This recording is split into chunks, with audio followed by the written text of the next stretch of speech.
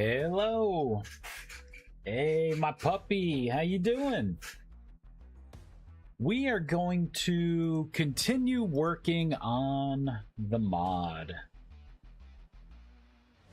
I think I basically have everything done. I need to wordsmith the guidebook entry for this. I think I may end up just doing like a copy and paste of the handbook entry that I made, just because I'm feeling lazy. But I also want to take a look at traits. I was thinking to have a rust mage. It may be nice to have a maybe like a mana charged trait where you can increase your max mana, possibly. I don't know. I'm still considering that option. I'm not sure if it to me it was a suggestion. Which it did sound good at the time, but I feel like it's a slippery slope to give you a trait right in the beginning that increases your max mana. That's a little too good. Only in like the very beginning of the mod, right? Because like plus 10 mana, you know, because you're like mana charged through a trait. So you're gonna start off with 20 mana, which means you got a head start on getting more magic experience because you can hold more mana. You know, and 10 mana doesn't mean anything when you're in like tier 2, especially tier 3. Like what's 10 mana? You sneeze that out. Like it's nothing. Right? So it's like a trait that's like, it feels too overpowered in the very beginning. Maybe relevant for, you know, maybe the first or you know, like maybe the middle of like tier 1 progress. And then after that, it doesn't matter at all with all the mana sources you have to get more max mana. Doing well. Had to desperately take a late night walk because hot. Then all of a sudden I hear the car horns and a convoy approaching. Turned out Germany won against Ivory Coast in the World Cup. Oh, nice. Well, congrats on that. That's a sport. Is it? What kind of sport is it? I am not a sports guy at all. It's funny, like whenever like the Super Bowl, you know, like hits, like I could be at a store. One time I'm in the frozen food section, right? I'm like, should I get this like Stouffer's lasagna or shouldn't I? And this old lady comes up to me. She's like, "When's the game today?" I'm like, the fuck you talking about? What do you mean game? I'm thinking like, well, I mean, when I get home, I'm gonna be logging into a game. Like, I don't know what. You look a little old to be, you know. I'm like, yeah, what do you mean? She's like, oh, you know, the football game. What team do you want to win? I'm like, I'm sorry, lady. I don't. I don't know who's playing. I don't know when they're playing. I would rather play the sport than watch others play the sport. but I guess I just look like the kind of guy who's like, football, you know, or baseball. Football, okay. I haven't engaged with the sports ball for a decade. Yeah, I'd rather play it. That's pretty cool, though. But apparently it's worth a car convoy in the middle of the night to win against the 250th ranked team in the world. Come on, man, that's the world. Let's talk in percentages, right? The top 5%. That's pretty neat, though. I'd probably be really confused. I'd be like, what the hell's all this noise? The first thing I'd probably think is like, there's a murder going on. Like, oh my god, am I gonna be a witness to something? Yes, officer. There were a lot of cars aggressively driving slow. I'm pretty sure there was beer and pot involved. This could be a case that like makes your career. This is the case you'll be using for that promotion. The more I'm thinking about creating like a mana trait, the more I don't like it. I think I'm not going to pursue a trait that increases your max mana. I don't think I can do that in a meaningful way. Because I can't even rely on like a percentage-based increase, right? Like increases, doing something like, well, increases max mana by 10%. Something like that. It's like, well, you're not gonna feel that at all in like the lower, the lower levels. And then you get to a point where it's like, oh yeah, I got, 5,000 max mana. So now I have 500, or 5,500 max mana. Like it just becomes like a ridiculous number. I don't know. I don't think this is a good idea. I think having max mana on equipment as an attribute was by far the better solution. So for now, let's get rid of this bad idea. Config character class, right? Let's remove mana charged. And we're gonna scroll to the very bottom, mana charged. Boop, gone. It's perfect. It's such a good job.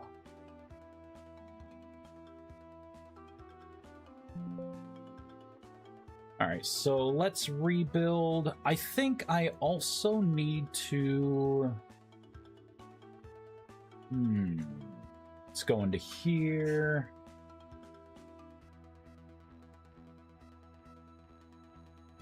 Right, and this is what I was trying to do with...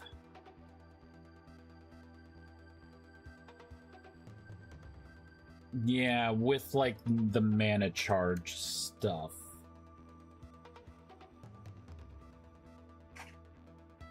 I mean, is it a good idea or a bad idea? I feel like it's a bad idea. Right? Like, even if the starter's like +5 max mana.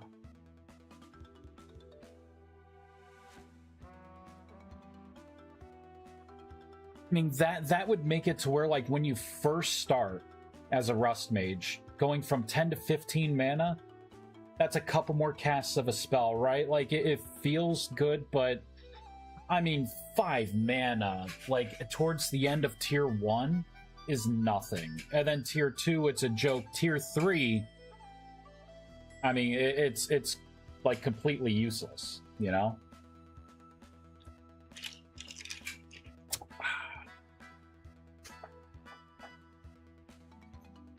Yeah, for now, let's just get rid of it.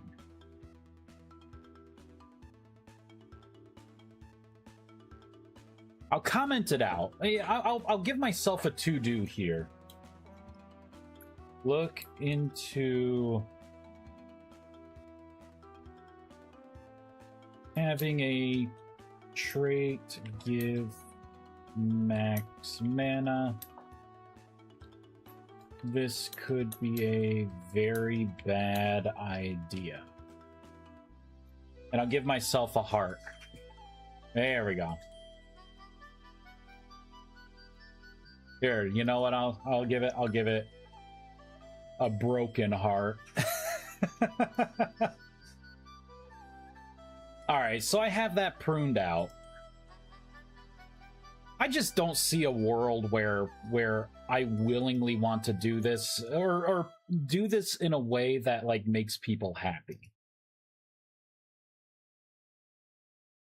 Close others. There we go. Okay, let's add let's go back into the game. I need to add some info about the mana vault in the guidebook.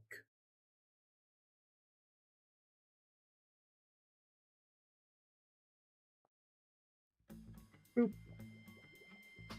Husky, yeah. Small bonus mana is a bit of a jump for getting to higher wands early game. But won't be great and probably would end up getting used to add hundreds of mana instead. Yeah. And there's already something in there. Like, if someone wants to, like, patch onto any armor the max mana attribute, you know, like, I think that's a better way of allowing someone to dynamically change their max mana than having it be like a constant trait that you would get in the very beginning. And then what does the max mana mean, right? Like, what would I add it to? Do you just start off with more magic experience, right? Or do I throw it in the meditation insight pool or the armor bonus pool? Or do I have to make a whole new little subsystem to hold trait-specific mana increases? Right? So it's kind of hard to say.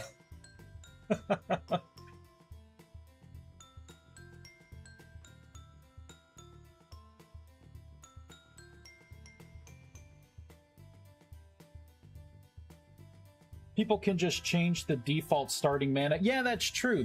I mean, there is the config option now to change the default mana. A trait that made sounding cheaper might be cool, like Rustic Soul or something. Should binding? Soul binding, maybe? Well, I mean, what would the trait do, right? Like, why and why make something like that a trait when it can be, you know, like I have so many other avenues. You know, like I can add something to equipment. You know, I can work on the thing I wanted to where you kind of subclass, right? You do the ritual, and by completing the ritual, you get like the semi-permanent buff of, you know, like whatever I call it, right? Like Heart of the Warlock, you know, decreases mana consumption of all the dark spells by like 25%, you know, but right, like so you could subclass as like a warlock, you know, in a meaningful in-game way. Like, I think that would be a better approach to add those kind of modifiers than a one-time trait thing in the very beginning, you know? It's my thoughts, anyways. Let's open up the guidebook. Where am I shoving this stuff? Probably Magic Basics. There you go. I could just add right here. Let's see. Rift is a resource. Questions about mana regeneration. Growing as a mage. I could just say like mana storage, and then I can just put a little blurb right there. Perfect. So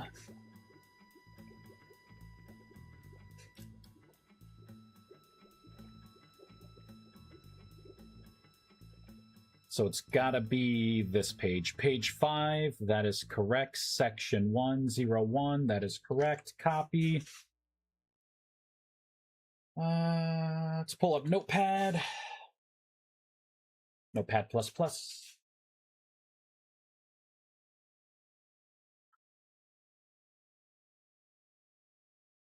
Here we go. Paste this in.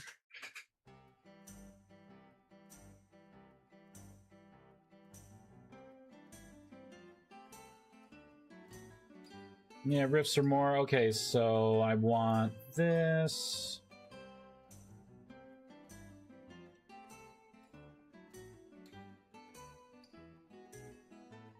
I'll say mana, storage.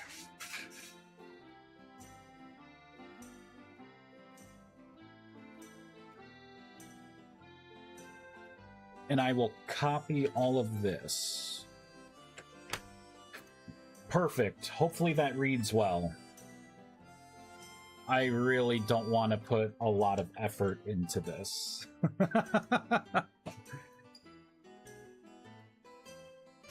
Dot reload lang. Refresh the page. Ah, I gotta put more effort into this. So I gotta make a new page for page 6 here. Oh man. Maybe I can reduce the wording here a little bit. Ah, fine. Fine. Where is it? Where is it?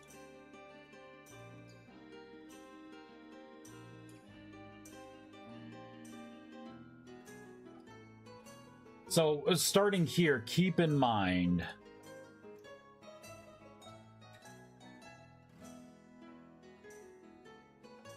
cut.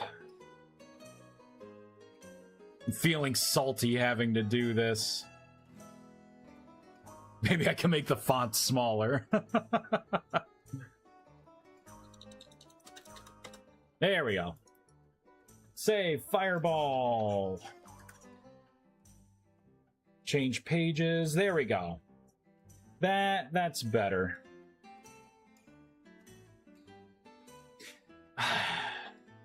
I think that's fine. That's fine. Right, so you can click on this and it's going to pull up the mana lacrimas. Ooh, and here I probably want to... Hold on. We're going to copy this again. Where's my notepad? There it is.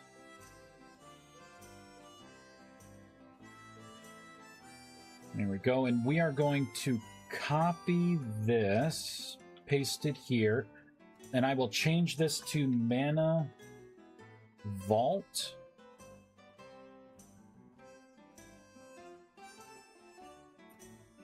Mana Vault. Copy. Now, anywhere I talk about, okay, mana storage, mana...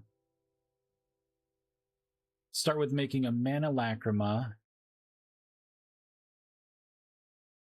Start with making a mana vault and a mana lacrima. Think of this as a portable mana battery required to use the mana vault.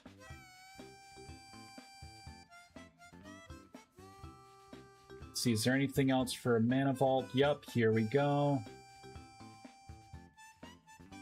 To use the mana vault. I'll say off the block.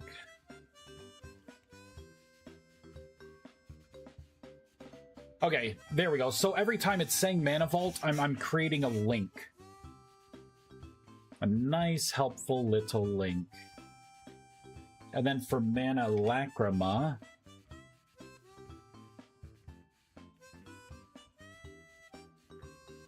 there you go. Each mana lacrima, set amount of mana. To take mana, to store mana, hold down mouse click. Store and retrieving mana, there we go. So that's the better version. Let's copy that out. This is page 5.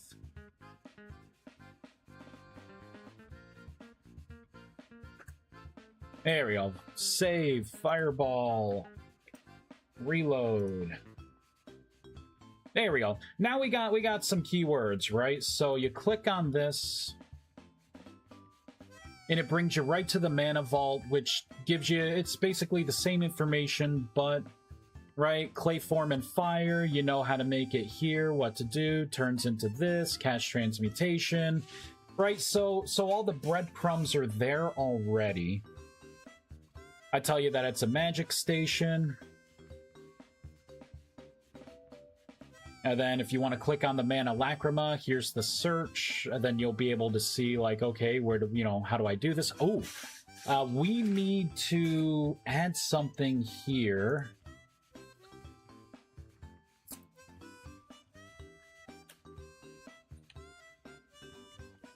That's similar to this. I need a created by section.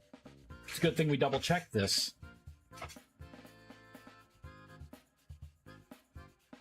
So let's go into item types. Rustic compound. So handbook extra sections. Let's go to the mana lacrima.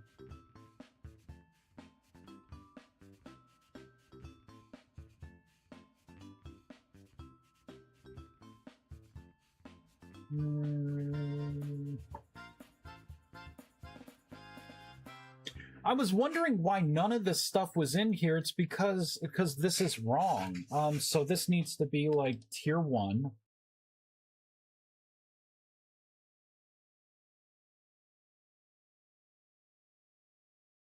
Paste. Whoops. There we go. So it's something like this. I might as well just copy that. Created by Atomic Foundering using a tablet text. So this would be tier 2.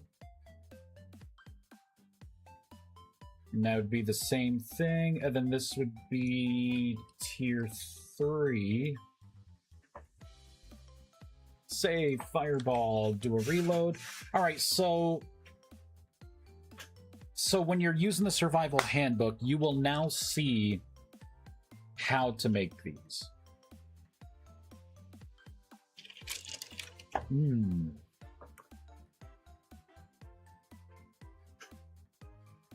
What am I going to add after this? What else do we want to add?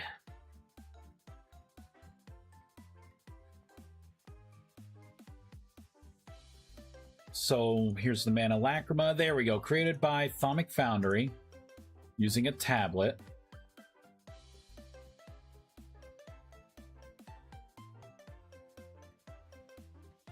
I think this should be a mana little v.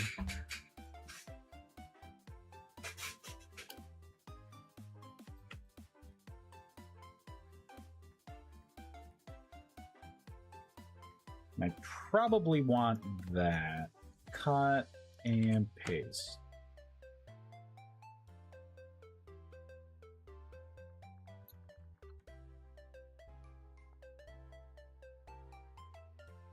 There we go. Use the name Mana Vault. Perfect.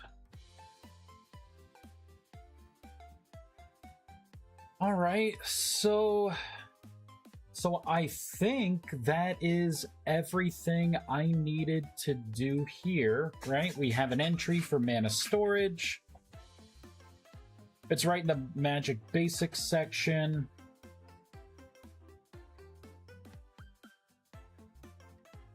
Gateway spell duplication.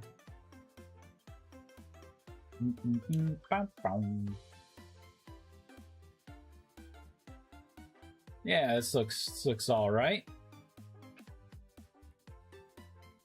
I guess let's take a look at the Discord. Is there anything else?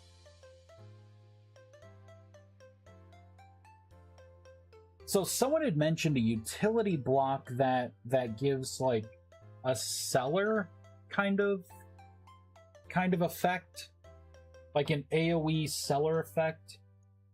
I think I had something set up for that. It was going to be like a permafrost block. See if I can find something.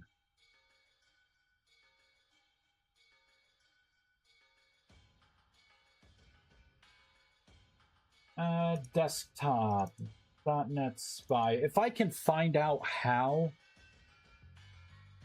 how block containers, I started to do it last night, right? How a block container changes its value based on, you know, if the room is like a cellar room.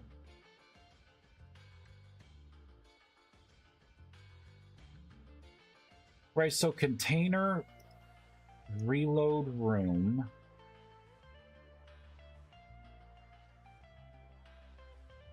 What is this room? Room is room.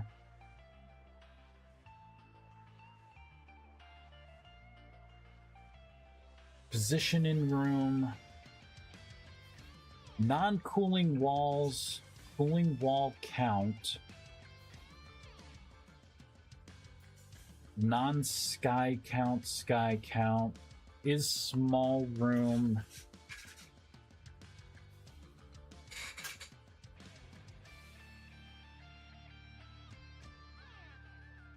Is fully loaded. So I don't think, okay, so that's just like the room logic.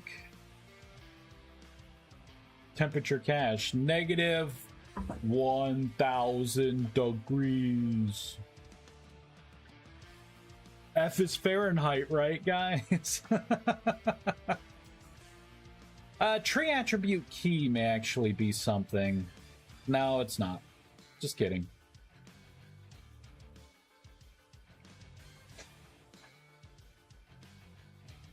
So this is called in-world container.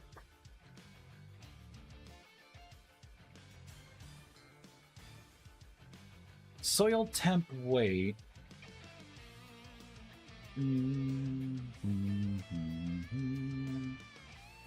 Here temperature. So if room is a small room, this room non-cooling mount, get light level.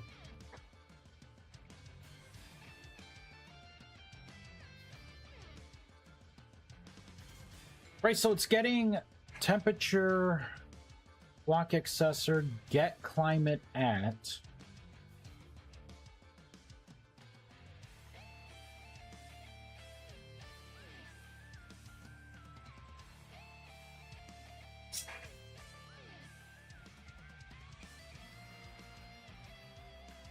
So what else is it doing with temperature?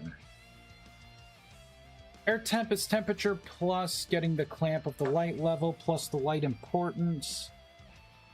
So this is all like an internal value though. And I don't see in here where it is, I guess here temp. And it's returning a float.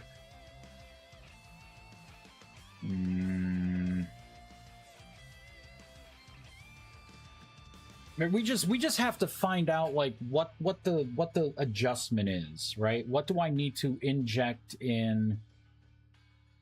Maybe the block itself?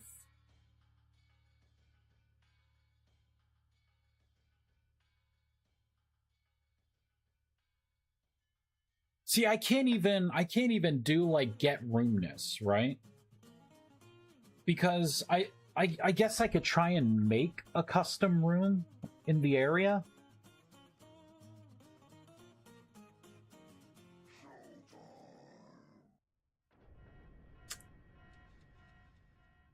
I don't know. I feel like making a whole like temporary room, it's what I would prefer to not do.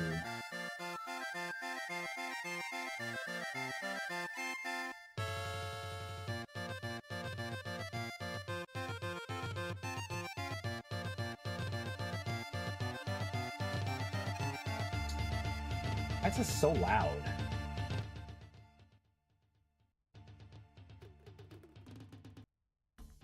There we go. That's better. I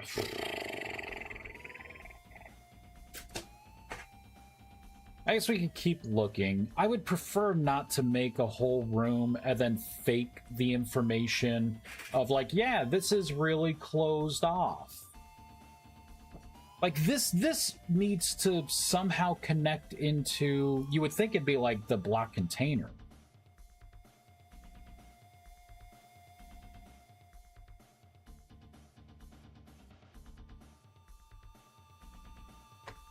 All right, so get block info, right? So we're going to reload the room for the container. And what is container? Block entity container dot container. Now, do I have that available in...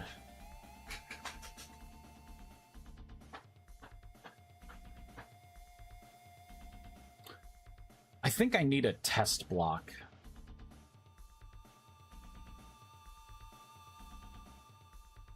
I think I need a test block for this. Recipes. So block types. What do I have in the work in progress disabled? So I have the Bastion, Eternal Forge, Essence Vault, Portcullis, Arcane Rotor. What was I gonna name this block? Is this something like Magical Permafrost? Or I don't want to put magical in there.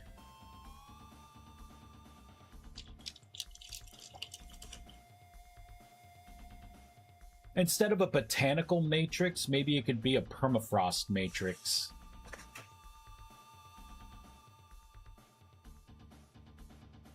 Right? One's for greenhouse, one's for... Like, one's heating, one's cooling. So let's stop the game. Let's create the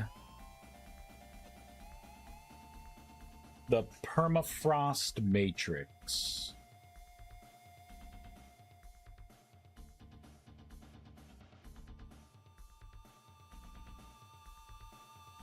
So block utility, anywhere you see botanical, change it to permafrost. Change this as well, permafrost. Same thing there.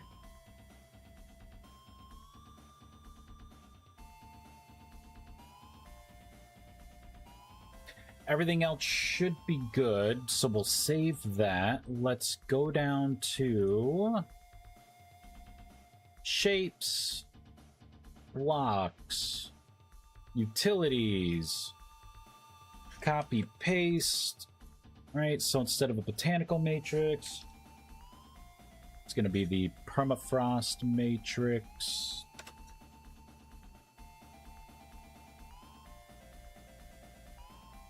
And then in the textures blocks,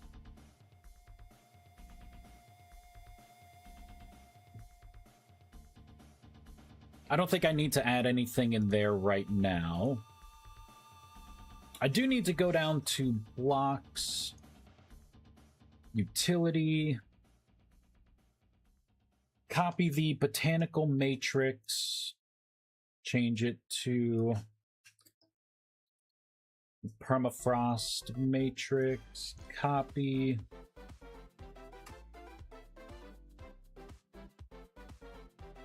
Go into here, paste, paste, and paste. Anything else? Yeah, anywhere it says botanical, change it to permafrost.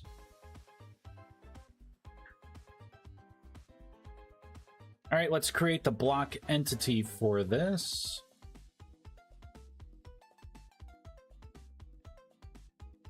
Utility, copy, paste.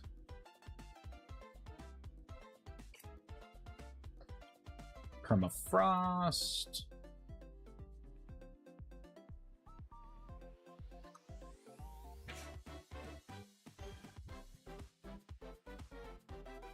Open this back up. All right, anywhere you see botanical, make it permafrost. Save. So that should fix that. We also need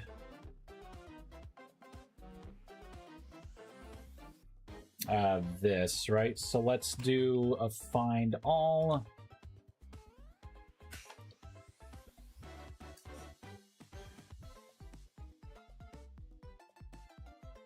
Here we go. In the particle system,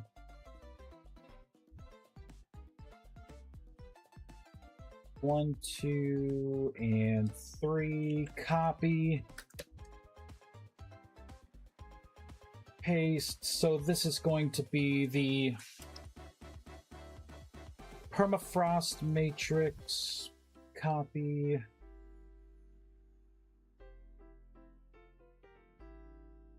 Paste and paste and paste. There we go. So we should have like a duplicate now.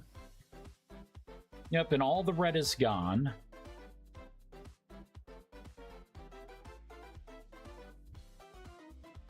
We're going to do a quick build. I do need to add these to the registry as well. All right, so I will copy botanical matrix here. And we will put permafrost in. Permafrost.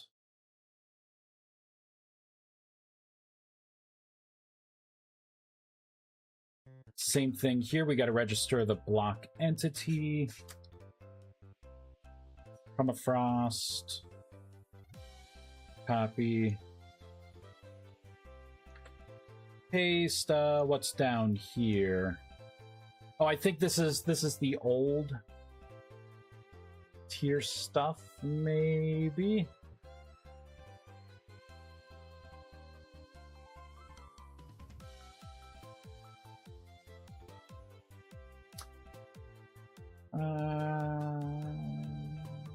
Recipe Thaumic Foundry. Okay, so I will come back to that.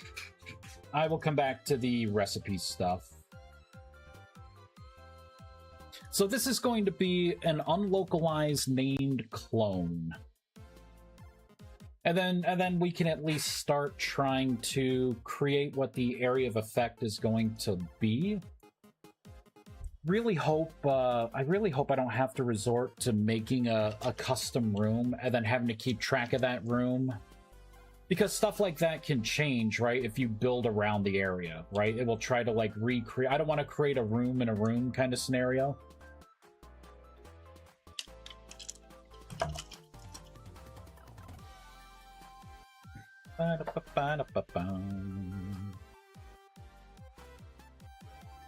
Alright, so permafrost. So that is our new block. Let's get, I guess, a moonstone.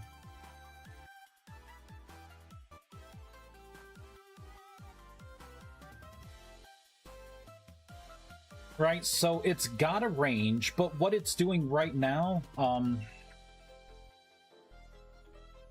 if we put farmland down, it has all the original logic, right? So it's creating the greenhouse. What we want instead is... let's pull up like a storage vessel. I guess it really doesn't matter which one.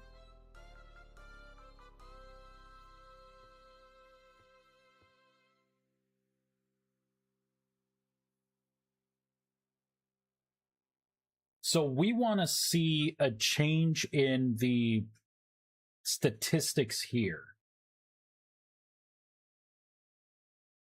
And just so we know what this is going to look like,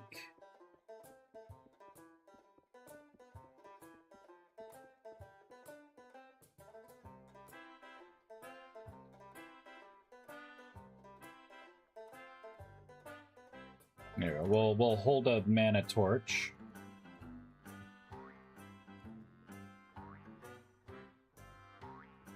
There, we'll do that. Right, see, it goes to like from 91 to like 19, right? So that's the effect that we want to reproduce here. So we got to figure out what is making this effect. So block entity utility, so apply buffs, which is going to be this. So what I'm originally doing is I'm getting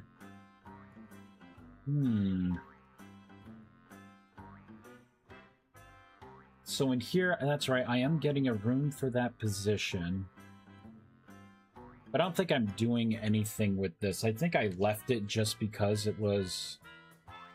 Yeah, it was something neat that I had figured out with the room system. Now, what if I say...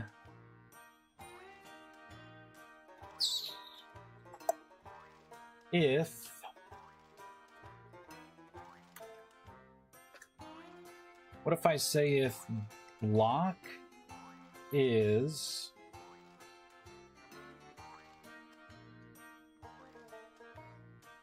If block is block container...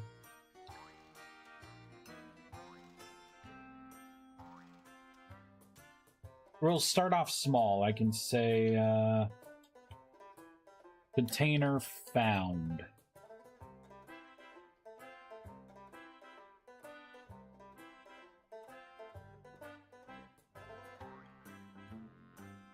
Boop.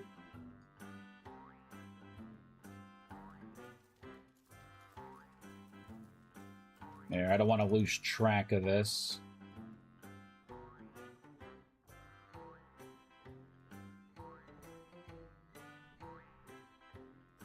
Throw some torches down. There we go. So let's turn that back on. Morning. Deegan, hey, coming in with the tier 1 sub. Good morning. How you doing? We are currently trying to find out, so I'm not getting any hits here. We are trying to make a permafrost block, which is an AoE, like cold storage kind of utility block. Block container isn't finding anything here. So we are trying. We're trying this out. I wonder if I can do something with room dot.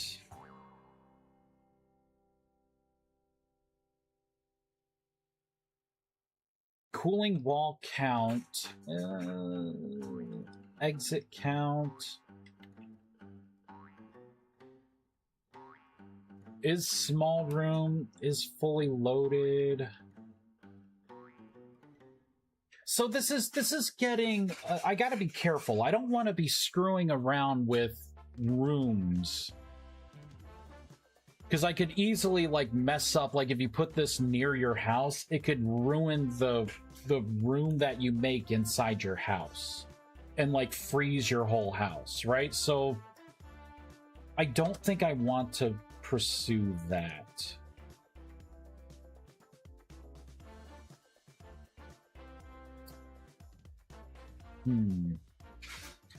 Let's take a look at storage vessels.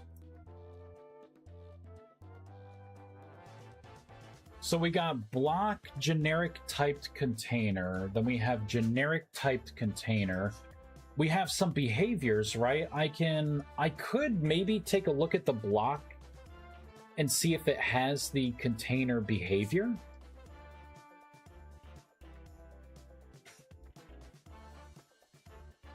Right, block has behavior container.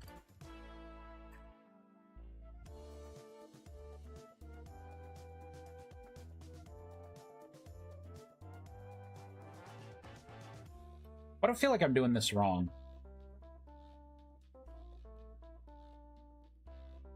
Okay, so there's no reason to... Oh, wait, what was that? Go from container to collectible behavior. Crap, how do I do this again? I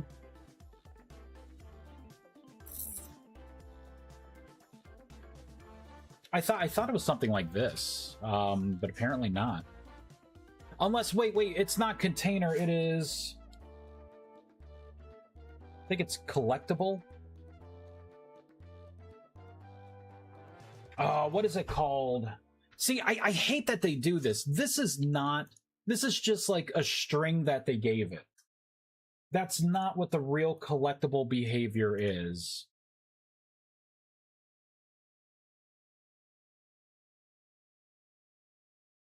So let me look for it here. Container.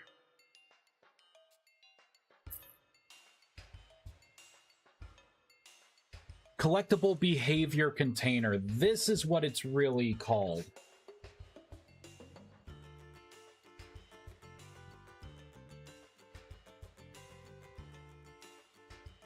That's what it is, right? So does this have the collectible behavior container?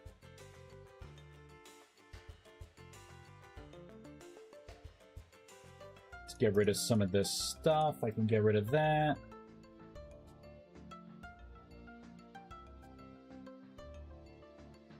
So it is not seeing anything here. Still getting nothing. What if I say block doesn't have, right? It should start pulsing like, yeah, there it goes, pulsing like wild. Oh my god. Just killed the game. Way too aggressive. Woke up to breakfast in bed. Strangest breakfast ever. Kiddos got me toast, a beer, and some Skittles. I love it. Yeah, I got, I was able to go out to the diner this morning. Got a nice, got 2 eggs, home fries, and ham. A big ham steak with rye toast. It was delicious. And now I got a little time to do the stuff that I want to do. Even better. I don't think I can do this. Block. Oh wait, you know why? Block isn't what I want. Blocks don't hold collectible behaviors, right? I think a collectible behavior is only through a block entity. So what I really need to do is look into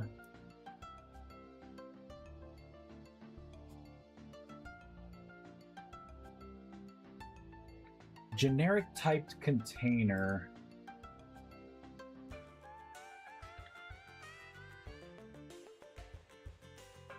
So let's see where the bedrock is, right? So this is the generic typed container. Right, block entity, openable container, block entity container. Let's distill this all the way down to block entity container.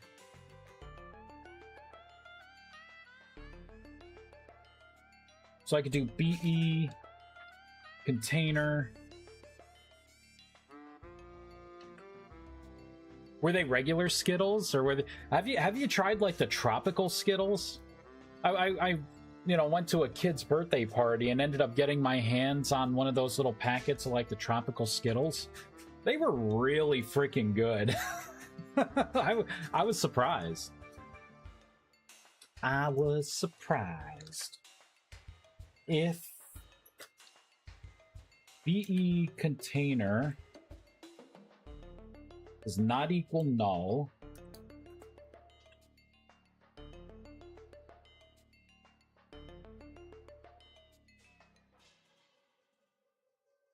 let's try that. And I'll put a 1 here and a 2 here. And then this would have to be BE container. Oops.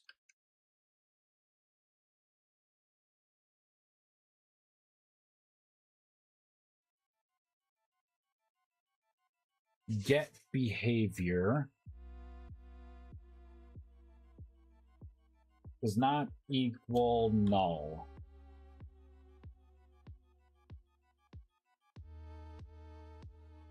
So let's see how deep this goes.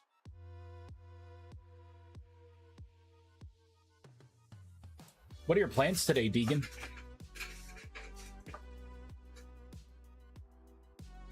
I think I'm gonna possibly cook something on the grill.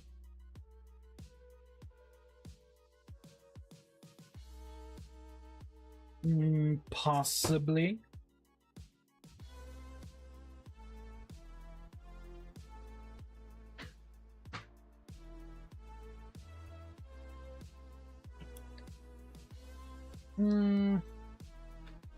Oh, all my stuff is gone. Cool. So let's pull out the permafrost block again. Let's pull out a moonstone again. Let's pull out a storage vessel again.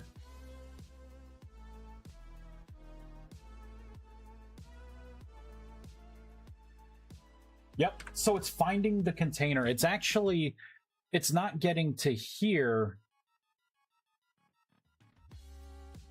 but I think that's fine getting this far. I'm planning on steaks and brats. Ooh. Yeah, I'm not sure what I want to cook. I recently did pork chops. They came out pretty good. But I'm pretty much out of the pork chop seasoning, and I got a couple more in the fridge, so I don't wanna make more. I got chicken. I can pound out some chicken, flatten it, and I got this new chicken seasoning that I can try.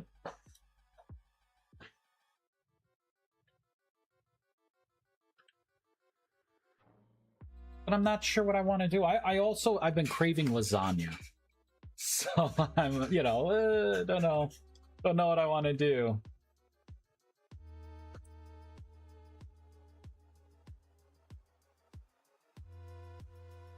I'm thinking I can go through these slots, right? Could get transition speed multiplier. Does this inventory speed up or slow down a transition for given stack? Default 1 for parish, 0 for otherwise. I don't think that's what I want to do. I gotta be careful with this.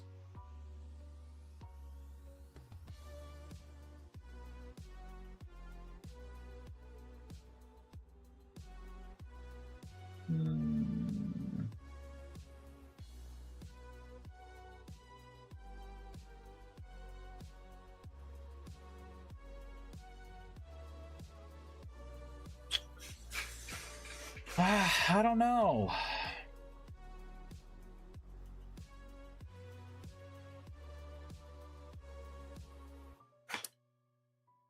Get auto push into slot now. Best suited slot.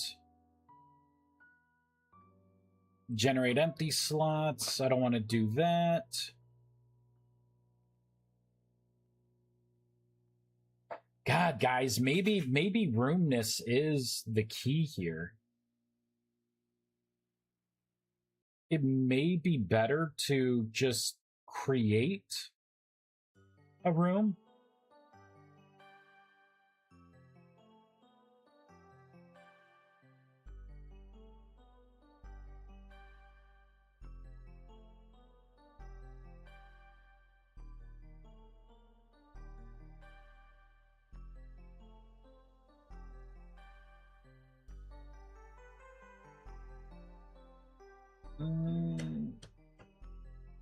So get room for position.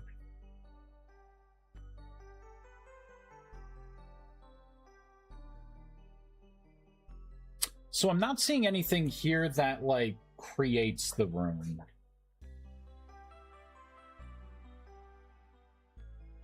So what if I do like new room?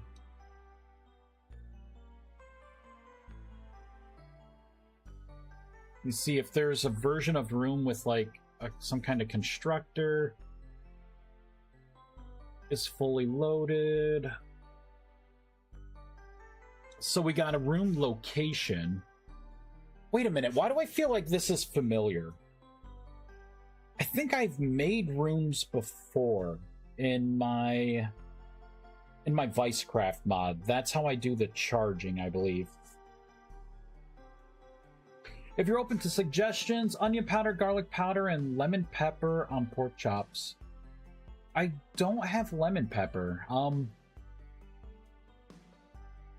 mean, that does sound good. I've been using, I have 2 barbecue rubs that I've been kind of swapping back and forth on. One I think is like Sweet Preacher's pork rub, and the other one I think it's just called like the barbecue hog.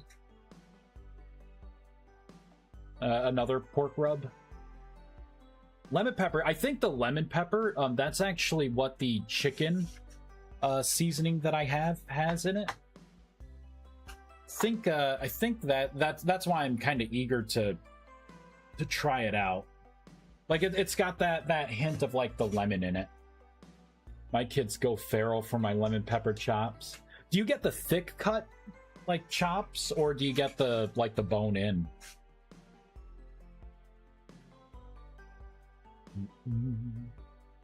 Let's open up ViesCraft machines.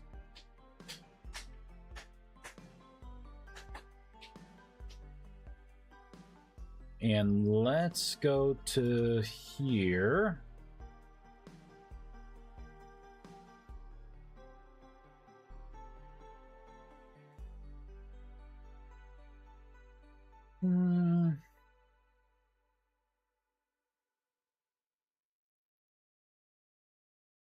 So where is it? Where do I create this room? Maybe it's in the block.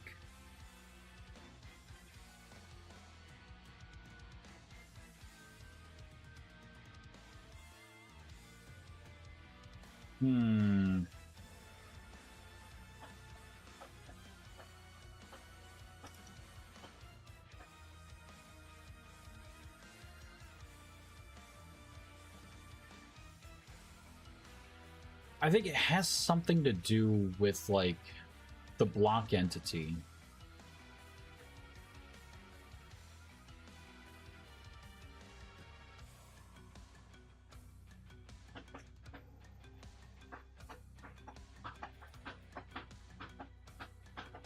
Maybe not.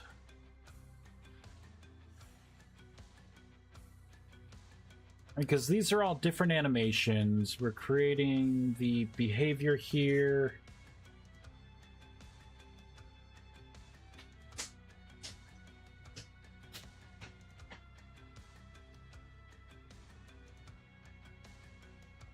Machine setup, system durability. Oh, you know what it is? I don't create it from the block. I create it in the machine. I'm remembering this now.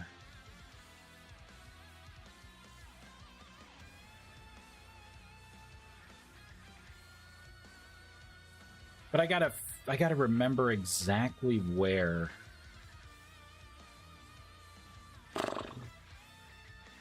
Mountable sounds. Let's try and look in here. Let me try and look for room.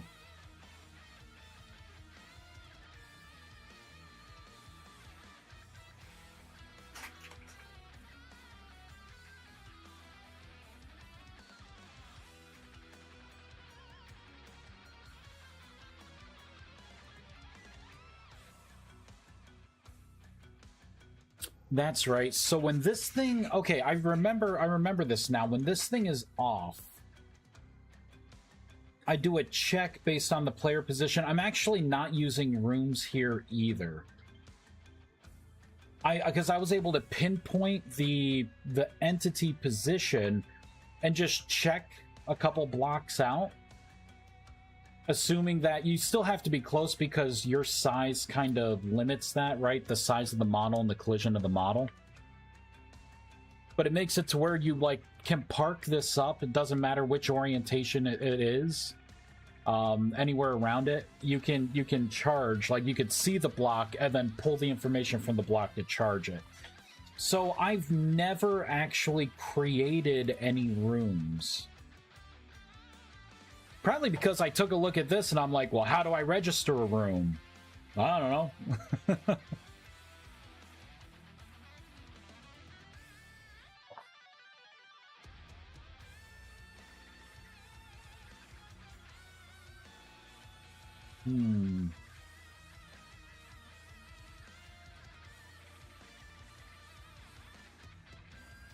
So what can I do in room here, right? So I can...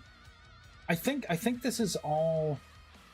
getting information for the position to see what the room is. Yeah, so I'm missing something here.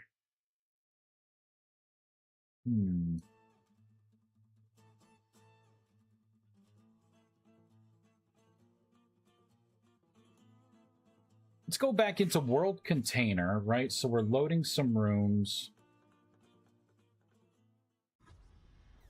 If room is small room. Let me take a look at this get parish rate. Let's analyze it. Anything overwrites it? Constant parish rate container. So that's the constant, right? So we don't need to worry about that. Used by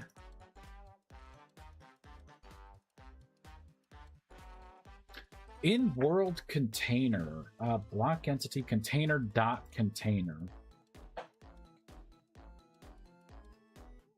So I do have a this dot container. So there's the get parish rate, but I don't want that, right? I wanna dig deeper. Room. So that's just getting the room information. That's not really changing anything about the room. Let's go back into container.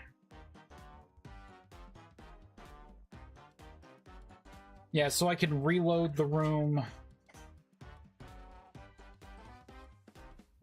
What's an inventory supplier? No, that's not what I want.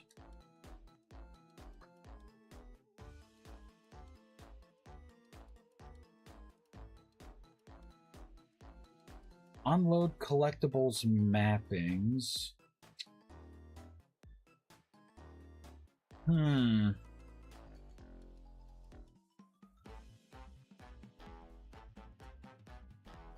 Yeah, I'm just not seeing it there. All right, let's go a little further down, right? Inventory.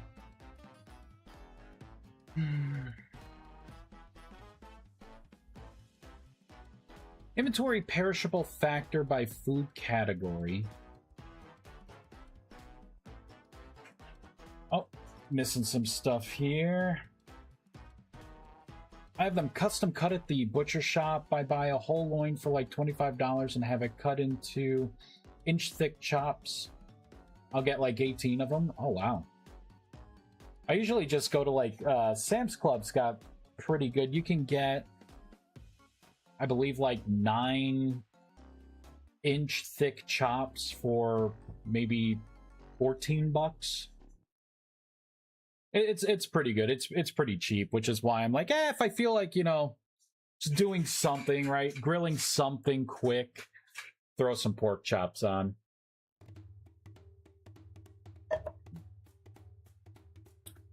So you're adding a permafrost magic block construct. Is it going to be standalone from your rooms? Figured you just have it buff rooms. See, that's the problem. I don't want to, if you have this next to your house, right? Because you want like an outdoor refrigeration kind of area. I don't want to add anything to a room that will potentially ruin the room in your house, right? Like if this is supposed to be lowering temperatures, you probably won't want this to like interact with your room in your house, right? The room area that your house is made. So I'm trying to see what the best way is to do this, right? So for the greenhouse one, what I do is I scan all the blocks, and I was able to find a specific attribute that's saved on the farmland block that makes it a greenhouse block, which then pushes that data to whatever the plant is on top. All right, so that block basically writes the, toggles the message and or removes it. So I'm hoping to find something similar to that, where I can go into the container and I can tweak something inside the container, right? like some kind of watch or some kind of attribute, some tree attribute setting, some kind of variable, and I say, okay, by changing this number, it now, you know, the perish rate is lower. That way you can have this running inside your nice toasty room and it will still chill all of your food, right? And lower the spoilage rates. That's really what this thing's supposed to be doing, lowering the perish rate. I've seen some mods that add improvements to cellars, and those improvements reduce spoil timers, but not the actual temperatures. Maybe I'll have to look at one of those mods. Maybe I'll have to see. Hey, Quixote, lurking but morning. Good morning. Good morning, morning. Ooh. I think this is actually. What if I do container dot inventory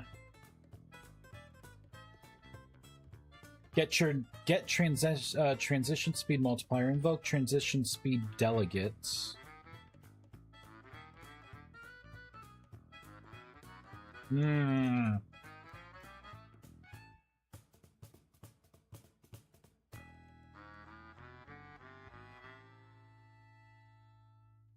Let's keep looking here.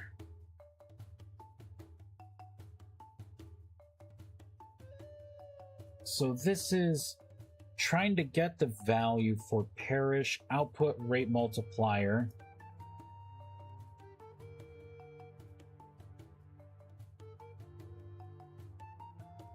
Wait a minute. Is this something I can...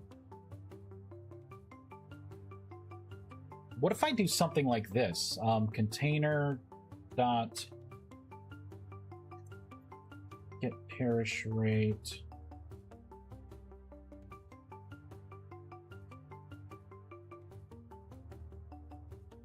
Nah, I won't be able to do it like this because I won't be able to assign to that. Let's take a look at get parish rate. All right, so this is an internal temperature.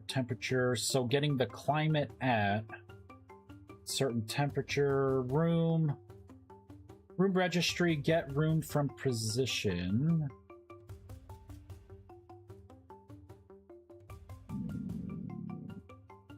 That gets the light level. More math, so exit count.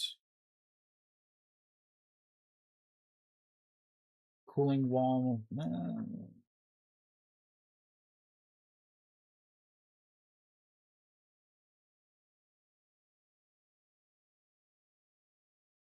No, I'm not seeing anything. Parish dry melt. On acquired transition speed.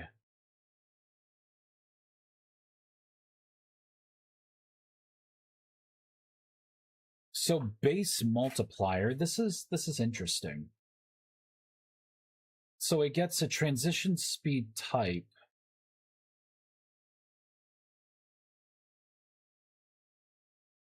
It's kind of funny. They have this base multiplier here. I do not see that called anywhere here. Let's analyze this.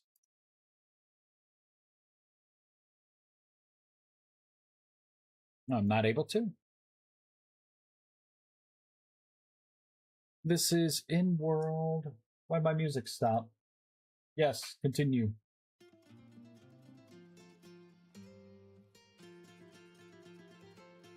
This position provider. Yeah, so I don't think it's anything in here.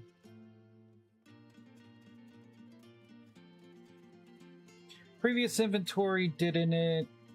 Tree attribute key. Inventory supplier. Requires sync to client. Position supplier. See, all this stuff, most of this stuff is protected. The only thing I would have is this inventory supplier. Everything's either protected or private.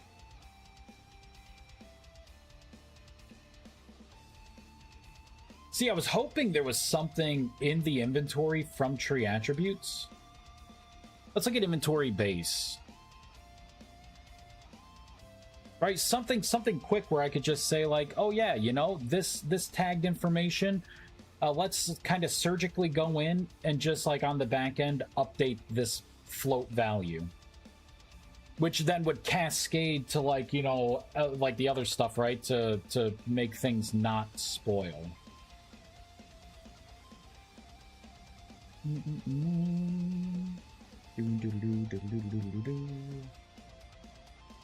Yeah, I didn't think I'd have anything here. See, get tree attribute slots. And we got something called Q slots. Tree slots, slots tree, which is that. That's the slot length. Negative slot ID. See, we got some stuff here, right? So JSON objects, require tongs, too hot. So that's damage. Attribute true, heat resistant. Does this inventory speed up or slow down a transition for given item stack? Default 1 for perish and 0 for otherwise.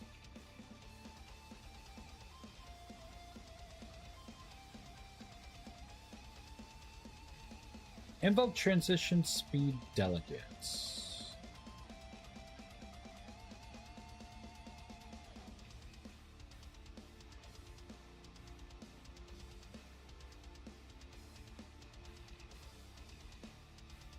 So I could change that 1 to a 0 and stop time.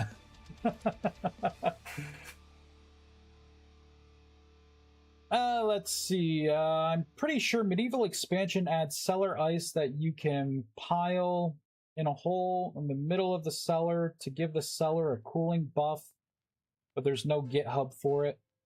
Medieval expansion has that? Dumb lazy idea, make the block just cast the preservation spell on nearby containers every so often. Preservation spell doesn't work on some modded containers, because some mods they use different key attributes, like attribute tags.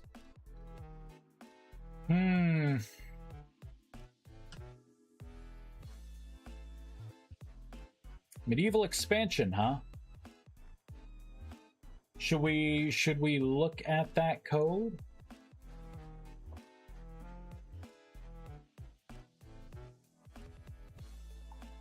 Vintage story mod database, home, all mods.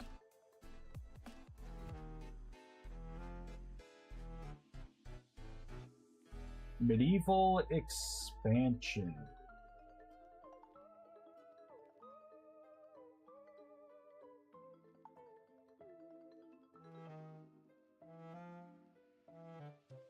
So these added main features of mod, water wheel lamppost.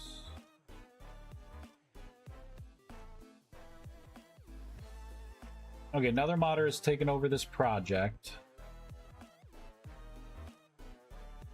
Okay, cellar ice should work, but is cellar ice added in the patch? Acts as a standalone release.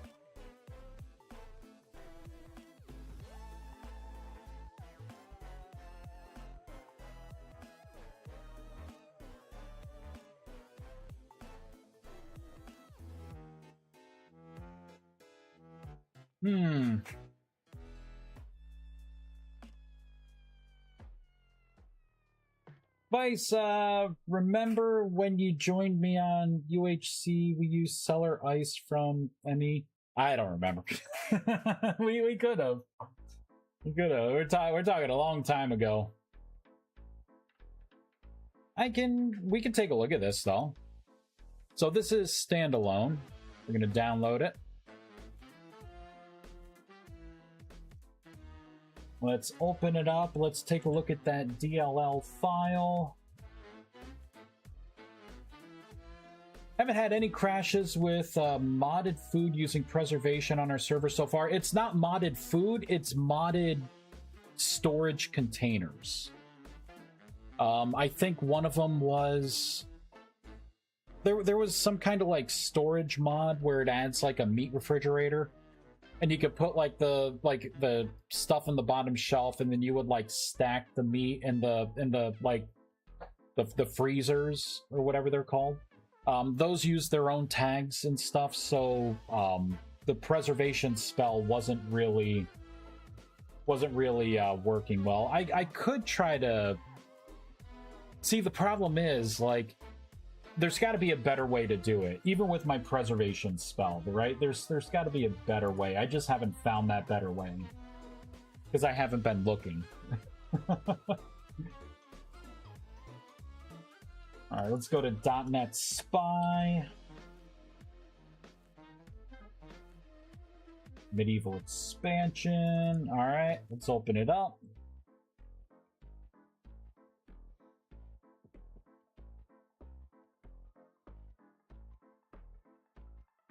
And where is it? Medieval expansion. Let's put you right here. All right. Let's take a sneak peek. Probably going to be something here. Up. BE behavior room refridge.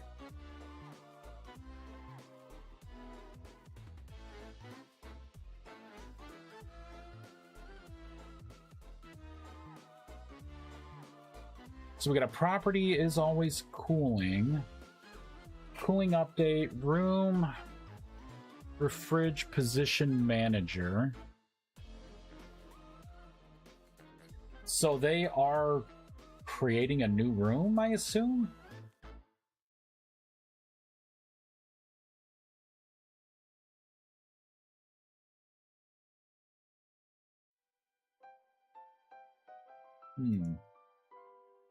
All right, so that's a block entity behavior.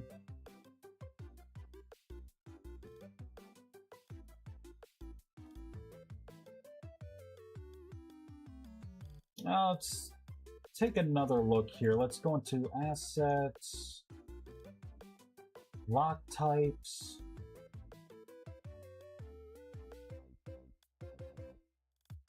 Liquid? No.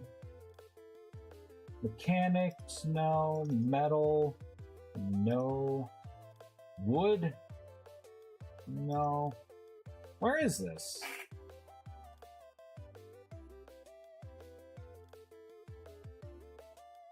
It's not an item, right? There's no way it would be an item.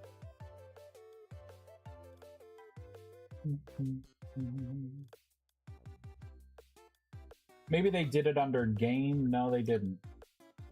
Yeah, I'm trying to look here, right? You would expect to see if this is like blocks that you could place down, it would have to be in block types, right? And this is just like floor plate in there, liquid. Oh, is that it? Grass ice mix pile? Is that what it's called? Maybe that's what it's called.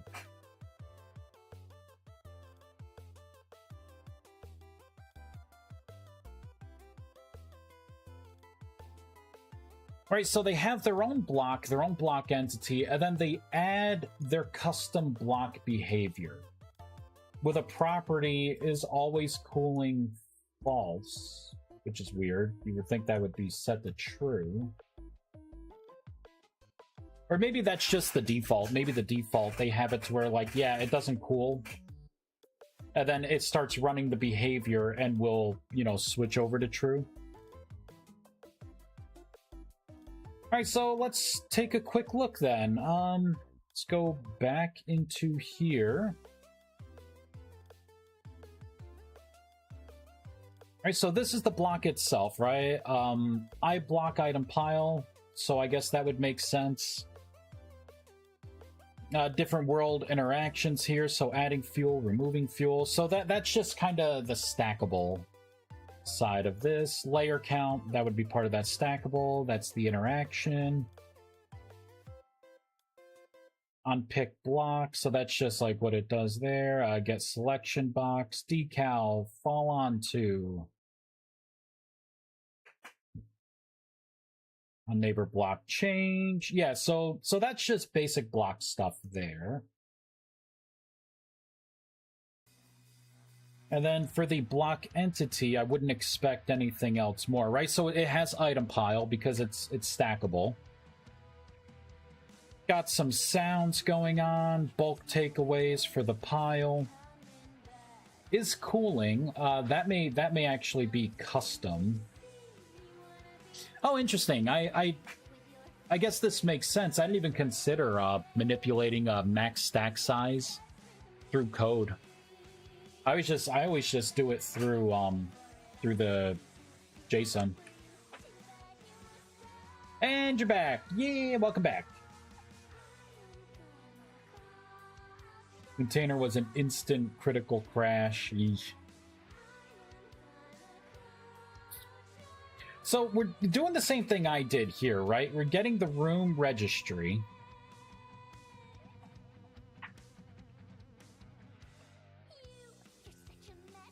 Right, so on room track server, you're getting the room for that position, which is what I did. So room 4 position does not equal null. An exit counts 0. Yeah. So flag room is rooms for position, else room is null. This cooling is neighbor cooling. Let's see, cooling start total hours. So that's basically taking a snapshot of the room and the start times. This is on server tick.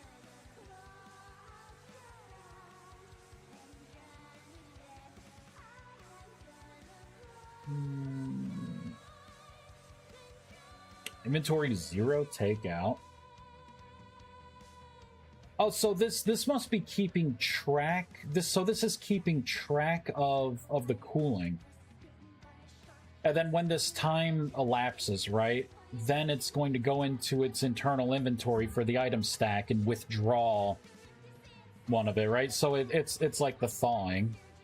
That would make sense. And then you're setting the block. This would be like when it's empty, right? When the inventory stack is empty and you've used up all the fuel, it's setting it back to... It's erasing itself. Base, get entity behavior. So this is getting the behavior. Update cooling. If room does not equal null, and flag 2... Skip client update, it would be flag 2, so that'd be true or false, so then you're marking it dirty. On cooling tick, this has to do with just particles. On player interact, so that's retrieving stuff.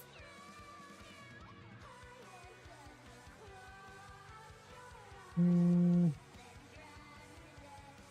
what's that? Block position calculator. Oh, that's pretty cool. I've been manually doing these, like creating methods for this. I guess there's one that already exists. Block position calculator. Nice. I gotta remember that. Yeah, trigger pile change, try partial collapse. On tessellation.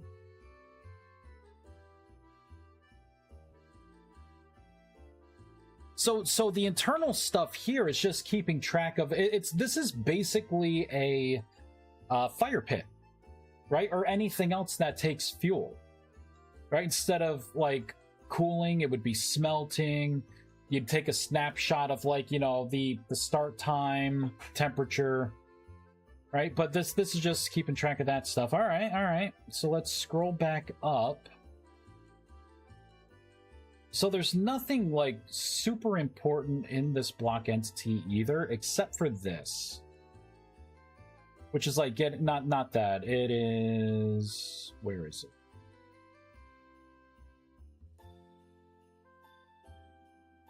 This right here. So everything's in this behavior.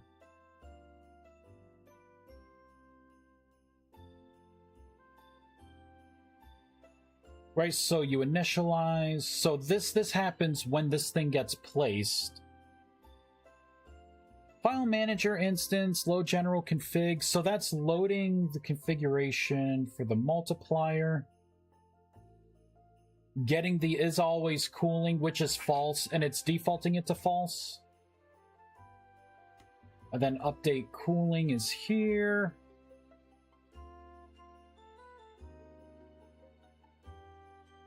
I'm trying to see, like, where are you adding the room? Probably in here. I just need to see how room creation happens. Getting an instance, lazy. So that's getting an instance of itself.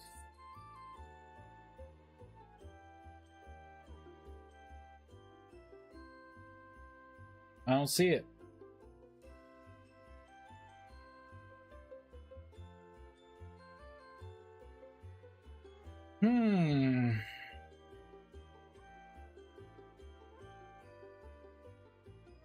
Business logic. Oh, let's say what's business logic? And yeah, once ice cellar is placed, it uses itself as fuel to cool the room. Yeah. So this is creating a room.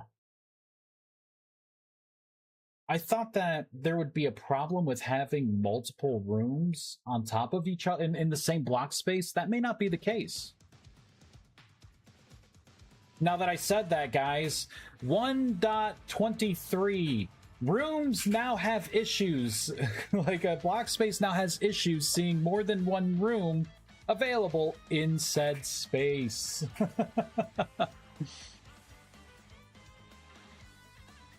Interesting. So it was worth looking at this. Definitely worth it. So I may have to do something similar where I create a block entity behavior that gets attached to that would get attached to my block entity, the permafrost block entity, and maybe my core logic has to do with adding and or removing that behavior, right? That when you turn it on and off, maybe it just removes the behavior and, like, you know, puts it back on. And then through the behavior, I should have something that constantly, like, ticks. That would then, you know, maybe check to see if a room exists, right? Or it would just, like, yeah, if a room already exists, then use that room. If not, you know, create the room. And then from there, from that room, maybe do whatever the magic is that actually, you know, I still need to figure out, like, how this is cooling. Like, what is this toggling?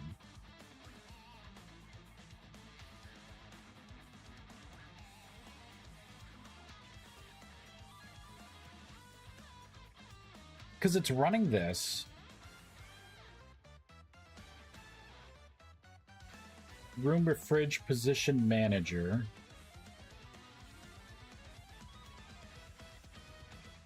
If it contains this block entity position. And so basically we're going in, we're saying, so they're saying, yeah, this is cooling, right? This is true. And then we're checking to see if this position is contained in this instance. And if it's not, we're going to add it to the instance. Else, if it's not cooling, it's going to try to remove that from the instance. And then you mark the block entity dirty. So then what is this, right? So this has to be what does the work, right?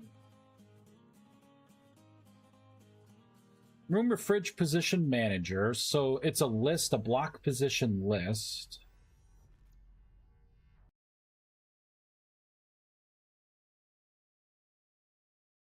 And it's this value. There's gotta be something, like, this is missing the core part of the logic, right?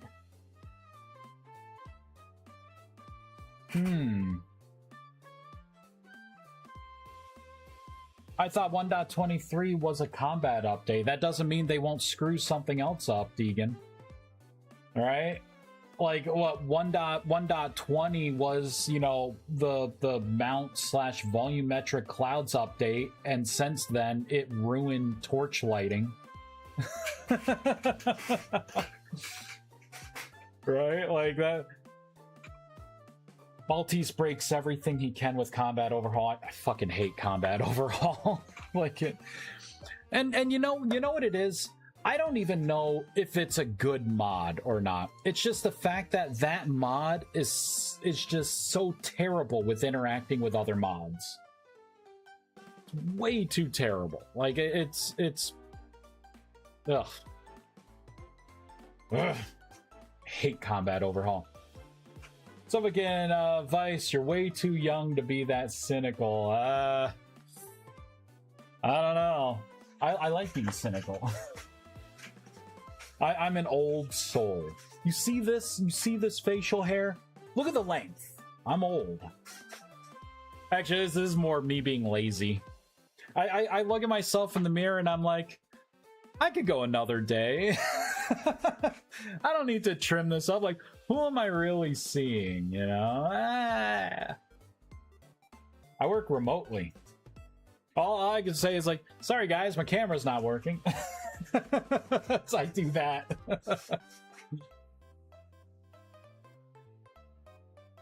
Yeah, oh, that's intentional. Maltese intentionally breaks as many mods as possible with combat overhaul. You know, Deegan, I would believe that. I would believe that. We'll see how 1.23 works. We'll see. Either way, I'll probably have to bite the bullet and change, you know, a bunch of stuff. I don't know. Who knows? Maybe 1.23 is gonna be the best ever update. It's gonna bring Vintage Story. It's gonna allow Vintage Story to zoom way past Minecraft. Blow up all of its competition. 1.23, the Megaton update.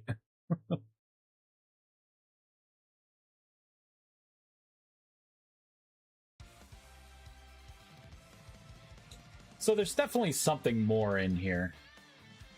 There's got to be something that also uses this manager. Let's analyze it.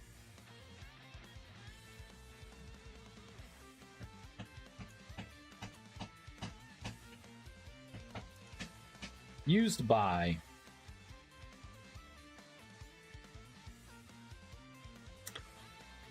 Oh.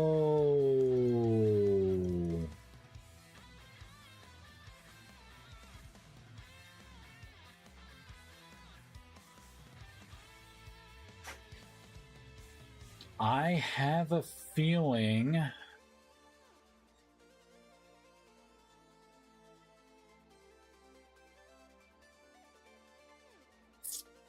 it's got to be something. World left, right? So dispose.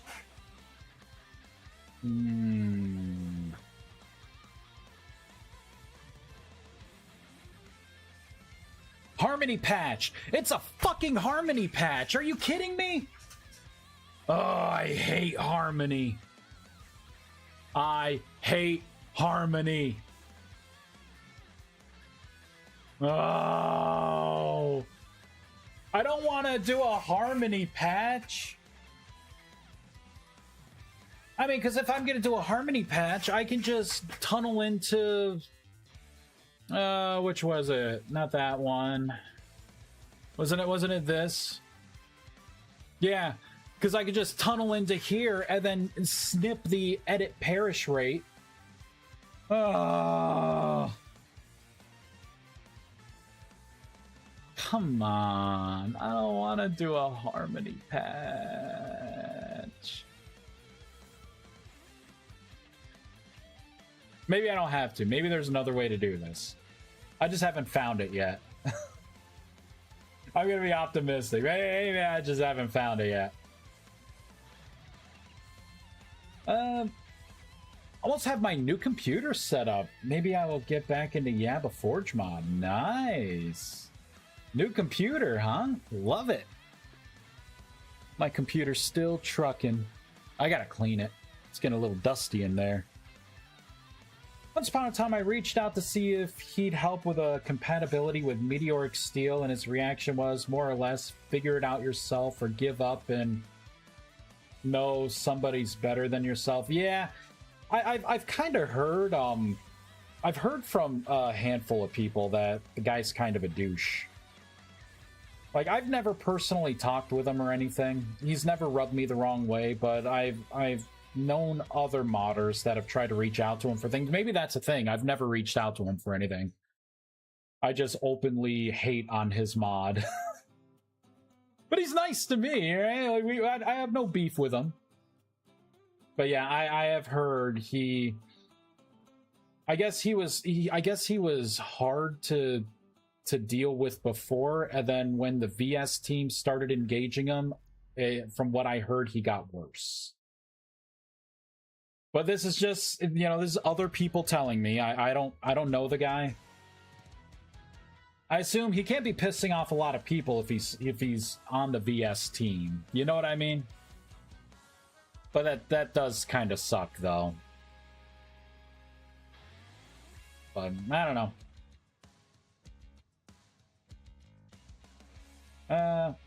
Oh, that's tonight's gonna be a good night. Sorry you said you have a feeling. Just because Emmy harmony patches doesn't mean yours has to, right? Yeah, right? Just because they use a harmony patch doesn't mean I need to. But I hate seeing harmony. I hate seeing harmony stuff. And you know what the problem is? Like, harmony's not bad. Too many people harmony patch things that, like, screw up everything for, like, everyone else. Like, it's rough. It's rough. You gotta, instead of taking over the stream and just putting your dam, you gotta split it to two. That way, those of us who don't want to do that, you know, harmony written logic, still have a default way to bypass what harmony was trying to modify.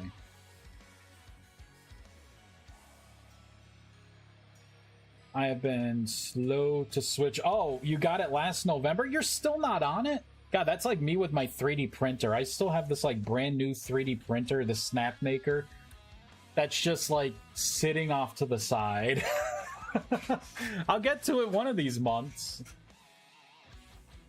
Got it before the RAM apocalypse. 1.22 is basically integrating primitive survival into vanilla with the fishing edition. 1.23, maybe do the same with combat overhaul, you think?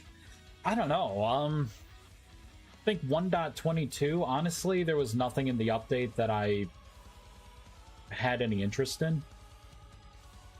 The only thing that I got, like, that made me excited for 1.22 was the status effect system that they ended up dropping anyways. So, and the fishing, right? I'm like, well, I mean, fishing is kind of cool, but from what I saw from fishing, I'm like, this is like Minecraft fishing that I had, like, back in, you know, back in high school. You know what I mean? Like, it was cool back then, but, you know, just cast and then cast. I don't know. I would want something a little different. Like, I don't know.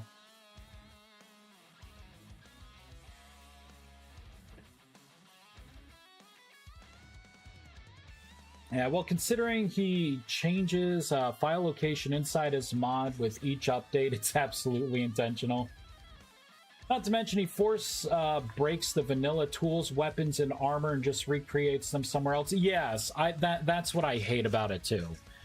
Like, basically, to use Combat Overhaul, you have to, like, patch all the stuff to, like, not use. Like, as a modder, I want to be able to make my own, you know, class files for my items too. I mean, that's like for Magic, right? That's the Soulbound system.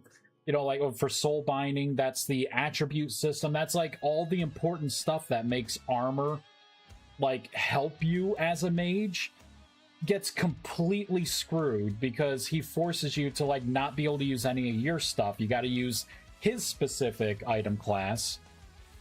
And yeah, not only that, he makes it to where like the whole vanilla, you know, like mitigation system forcibly nulls it all. So it causes crashes if you don't use his stuff. Like it does not make me happy. I've cursed that mod many times. You know what? CO.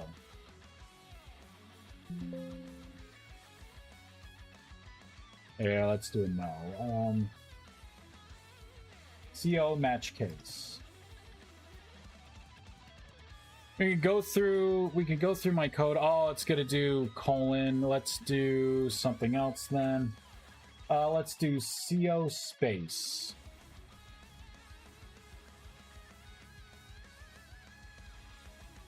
Where is it? Find files in this.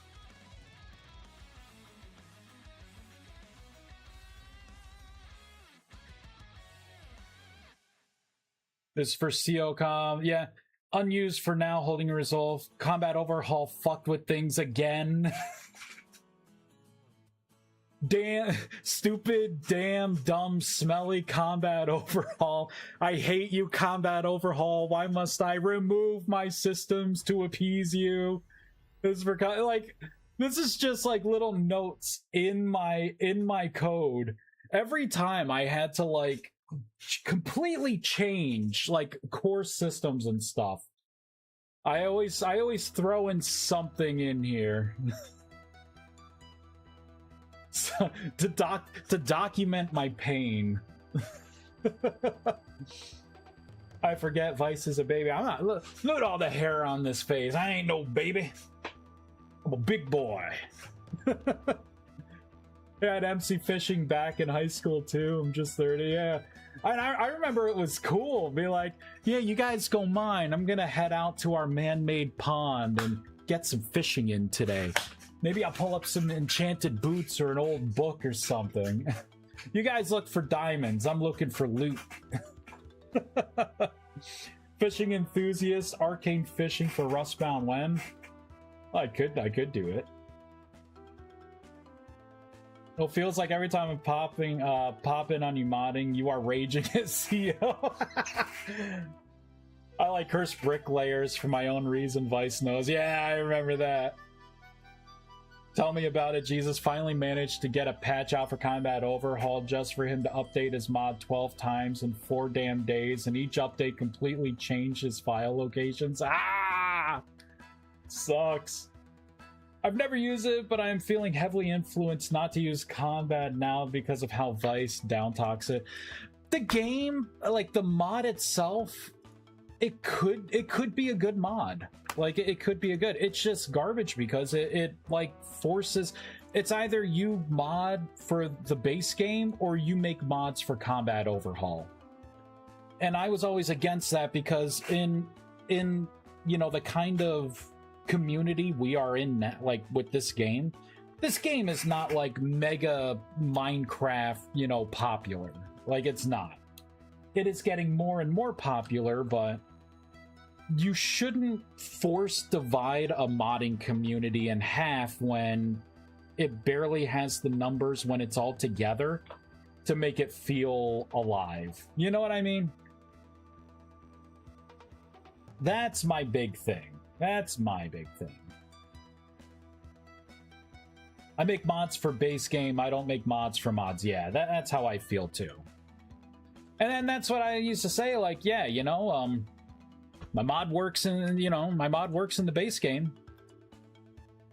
Oh, it doesn't work for this mod. Sounds like that mod's problem. Right? Like,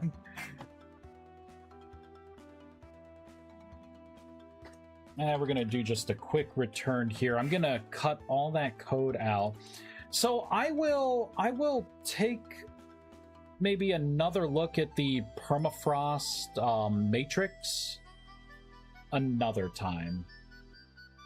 I don't think this is gonna make it into the next update. I mean, we have the next update's pretty much done. All I need to do is the changelog, but yeah, like everything's good. You can make all this stuff. We can store mana. We can retrieve the mana. Like this system is definitely working. Like we got all the documentation in.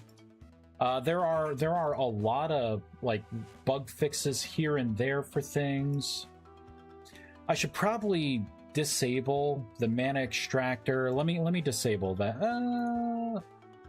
I'll keep it. I do need to disable the mana distillery. That is not done at all. People are going to screw things up if they try to use it. Mana distillery. Let's set that to false. Boop. Yeah, same. I make mods for base game and do my best to make it absolutely 100% compatible with other mods by not replacing segments of the base files. Yes. I feel that same way. And every once in a while, though, there'll be a mod where like I can see that I did something in a way that's not optimal, that's affecting another mod. For instance, in this coming update,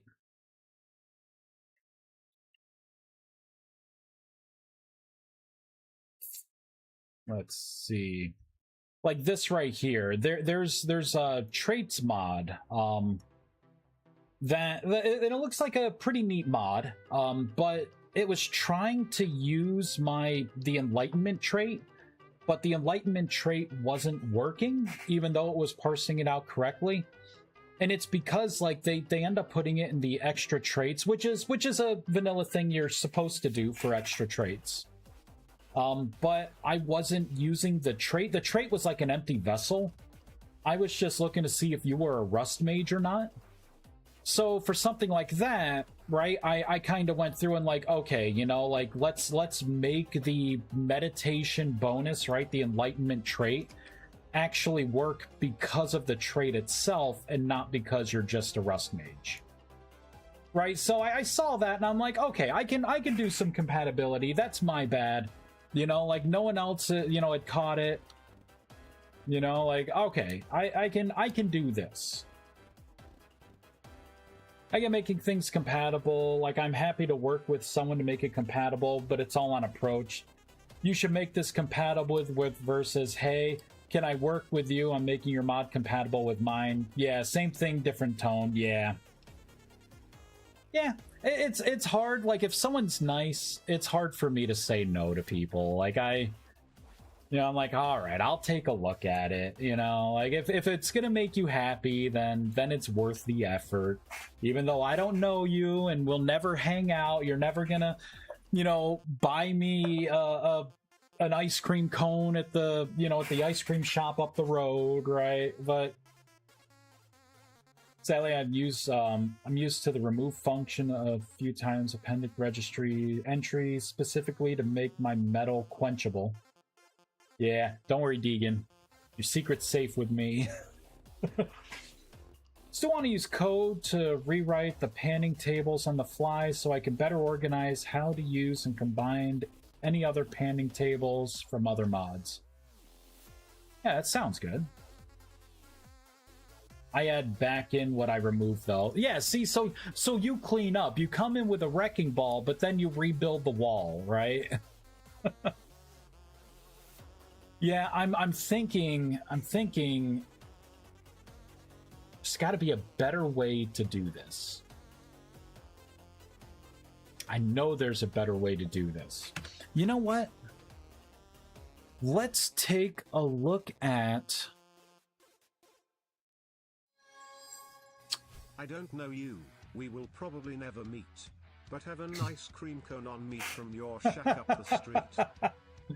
Thank you, Quixote. 300 bits. I was wondering what that sound was. I'm like, what is that? Can't remember the last time I got bits. Thank you. There's this place that's like 5, maybe 7 minutes up the road called Tasties. They make like homemade custards. They got some good ice cream. Maybe I'll go there today.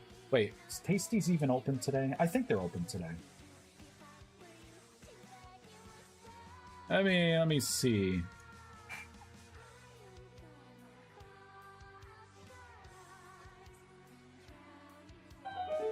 Tasties ice cream.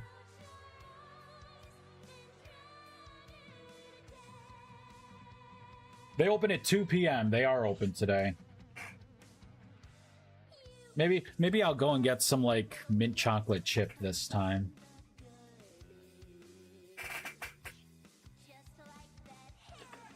By the way, your Streamlabs tipping page doesn't work. Oh, that's great. Cool. That could be why I haven't seen bits in like forever. Still don't like how VS Team doesn't use double quotes. Yeah, in their JSON, it's so weird to me. It's JSON without being JSON. Interesting. I gotta fix that. Let me make a note to myself here. Let's see. Streamlabs tipping doesn't work. Fix it. There we go. I'll have to fix that. Subs work. That's weird. I got Tasties nearby that does custards. Oh, yeah? Maybe it's a chain. I mean, it looks like a mom and pop kind of rundown. Not rundown, but, you know, it doesn't look like a chain. But it could be by design. Right? Maybe all Tasties ice cream, like, places are the same. Older style? It's not really older style. It's more like, imagine like a big white building. It's got like a bunch of windows. And it's virtually like empty inside. There's really no decorations. There's nothing. Like you wouldn't even know this was an ice cream place if they didn't have like the big sign open. They got this tiny little thing, like little light up thing out of all the windows. It's like crammed in a corner. And it'll be like, it's like whispering open to you, you know, as you're driving by. Maybe it's a chain. I mean, either way, it's good ice cream.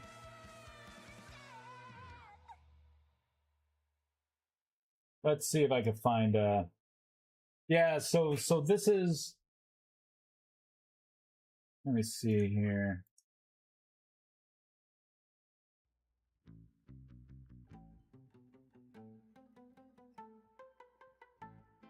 Damn it. Trying to get a picture here. So this is what the inside of the place looks like, right? Like there's really no decorations, and then there's just like rows of chairs. There's a couple posters on like the other wall where like the front door is, but this is it. It doesn't scream like franchise KFC. There we go. I feel like one of these days, like Tasties is just not going to open up. It's the same older dude who I thought, you know, makes all the ice cream. Thought he did anyways. Unless I don't know. Unless it is more like a franchise. But yeah. I'm like, one of these years, like, the guy's just not going to open, right? He's going to be like, I'm retired from the ice cream business. And there's a place that's, like, right up the road from me, but it has Perry's ice cream. I hate Perry's ice cream. It's terrible ice cream.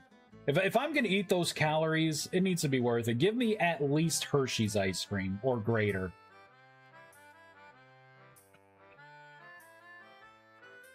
I just saw that number change from a .98 to a .97. All right, let's take a look at general preservation.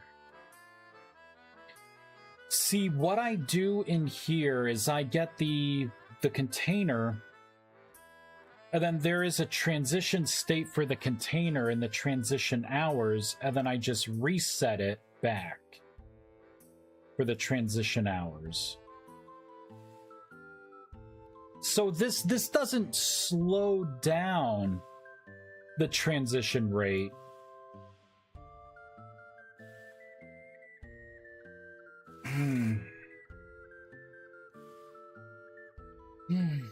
How do I want to do this? I don't know. I'm gonna have to think about this. I'll think about this today. Right? Do I approach it like this and have it kind of like a makeshift, like, preservation spell effect?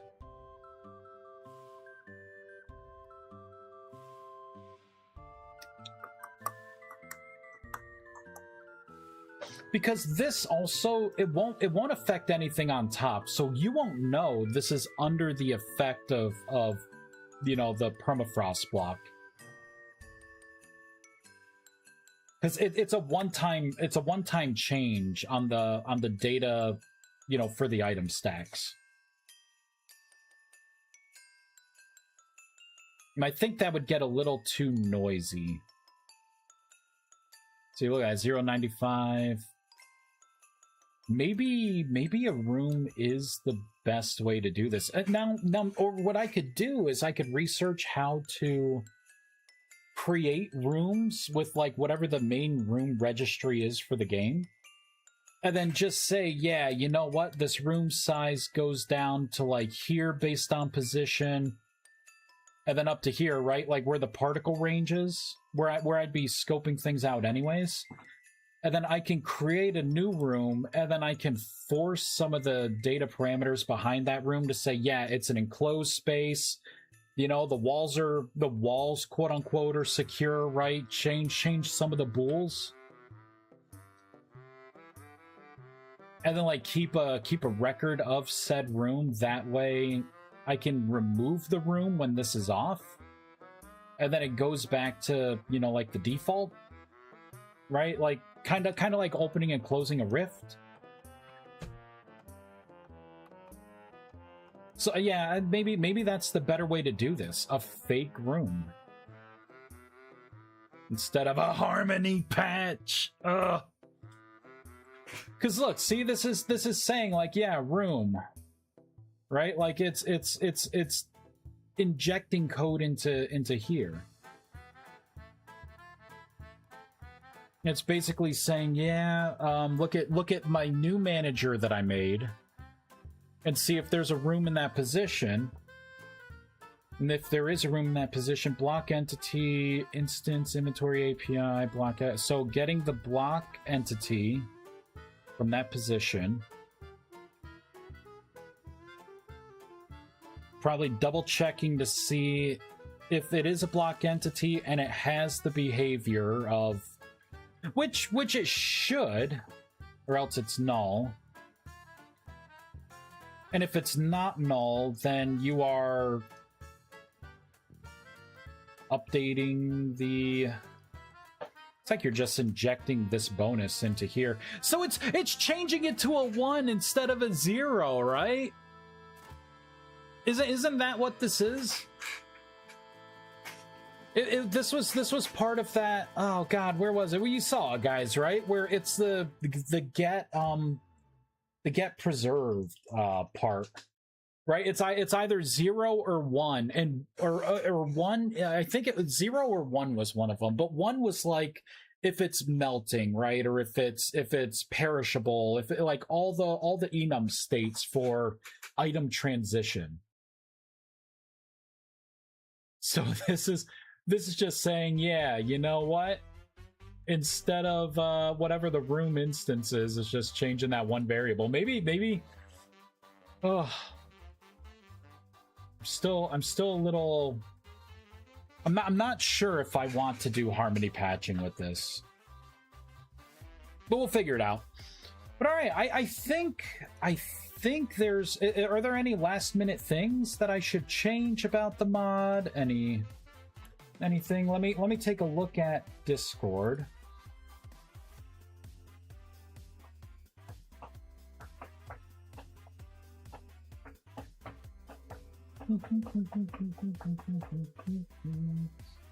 I don't really see anything here. Let's take a look at... Oh, there was something someone suggested. Making a config option for... Oh, that's an elemental. I was gonna say, what is that? I love seeing little elementals flying around. Someone had suggested to add a config option for the ancient artifacts.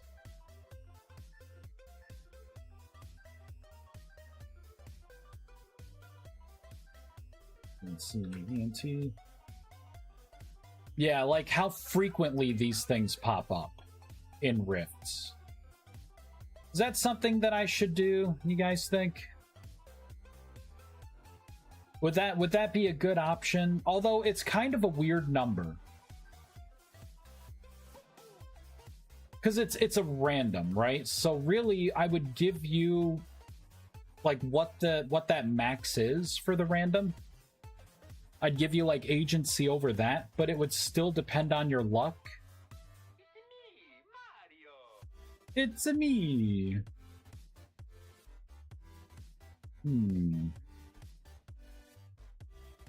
See if I can find it here. Mod system rifts. So I would basically make a config that would change this number.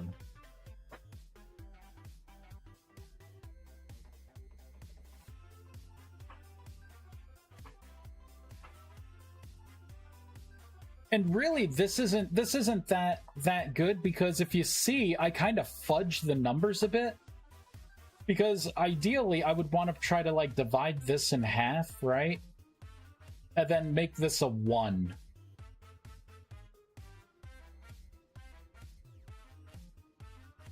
But instead, I roll a bigger number and make it a 2. Like, I don't know which way is good, but how do I translate... Yeah, guys, 151, you know, is the default number.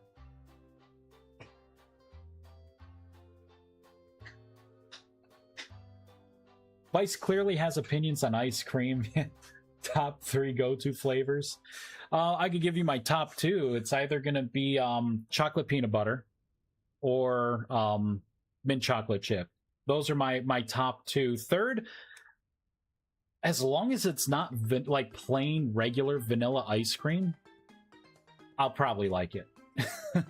There's this that Tasty's place. Another good flavor is the banana cream pie ice cream flavor. That's really good. They have a good birthday cake too. Normally I don't care for birthday cake flavor ice cream, but that one's pretty good. Basically, if it has like marshmallow or fudge or peanut butter or any kind of like nut or almond, or I'd love it. I think they show up often enough, but it never hurts to have options and settings. Quixote, yep. Chocolate chip mint, cotton candy, and eggnog. Eggnog, I don't think I've ever tried the eggnog. Any kind of eggnog flavor. Eggnog was one of those things where I've like smelled eggnog before when I was a younger lad. I know there's like non-alcoholic eggnogs. It was one of those things where I was like, nah, I'm good. Give me chocolate.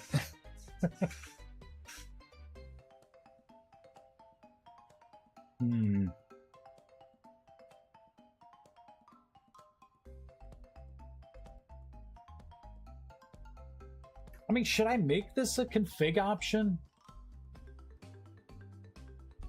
Because I could do something where, I mean, we could make this a whole number. Because I could do that. 150 would be an easier sell for people. I don't know, what do you guys think? Should I make a quick option? Eggnog ice cream is so velvety? Really? I mean, I don't even know what the flavor of eggnog is. Honestly, I always thought it was egg. And I like eggs, but I like eating yolk in eggs. What is the flavor of eggnog? I'm gonna research this for science. Top answer: melted French vanilla ice cream.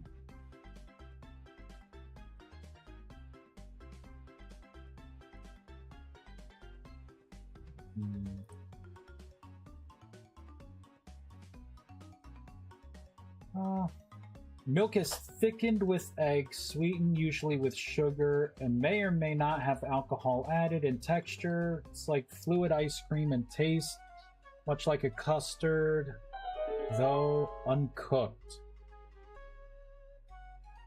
So it's uncooked.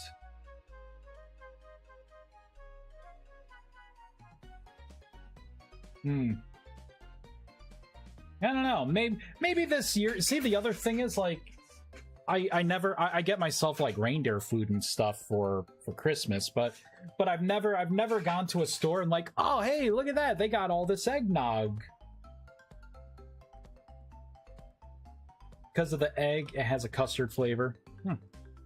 Yeah, maybe eggnog wouldn't be too bad then. All right, maybe. Am I making a config for this? Do people want a config option for this? Is it worth doing, or am I just like throwing? Most people are turned off by the texture of the drink, because it's thicker. I mean, as long as it's not like sashimi, like I can't eat like raw fish and stuff like that. Like it's like makes me gag. But I don't know. I've drank a melted milkshake before. It's not bad. Although my milkshakes are usually chocolate flavored with peanut butter swirled into it. Man, I could go for a milkshake. Should I do this, guys? I'm on the fence if I should make a config option for this or not. Okay, not quite that thick. Let me dream. I just don't know if this is a good idea. Like, do people want this? I'll let you guys decide. We got a couple people watching. Is it worth having a config option to be able to change the spawn rate of these inert ancient markers in rifts? Because I could also see people coming to me and being like, there's 1,000 of these things because I ended up changing that variable to a 1. And each second it's spawning them like instantly in every rift everywhere. You know? Or someone going the other route and being like, well, I changed that 150 to a 200 and I've never seen one again.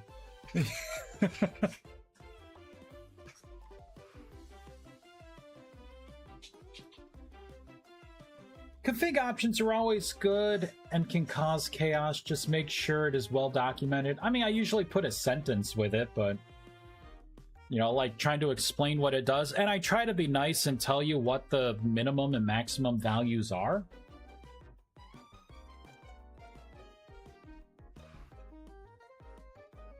Or what you could use for like a minimum and maximum value.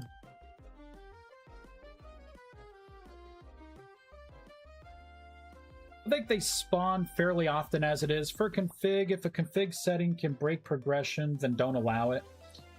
You can soft lock yourself if you turn them off, right? Not real. You don't really soft lock yourself. Like, you could still get max mana. It's just you can't find these to break open to get goodies or to convert to to do the meditation insight on these to get more max mana. You can progress in Magic without ever running into these. It's just they're kind of like loot pinatas. They're very nice to have. Yeah, no, I know I won't use the config myself some nights. I get 5 to 6 just running around our village, my friend's server on default. Yeah. I am opposite side of this. If it makes it harder, people will turn it into a play challenge. All right. I will create the option. We will do it. Let's not, it doesn't have to be proto contract. Let's go into the config and references. All right, so for the mod config, there we go. Why did it do that? This is going to be in the block settings. So what do we got here? Ley lines, lacrimas. So these are all the items. Now we're getting into the blocks. So devouring void, utility blocks.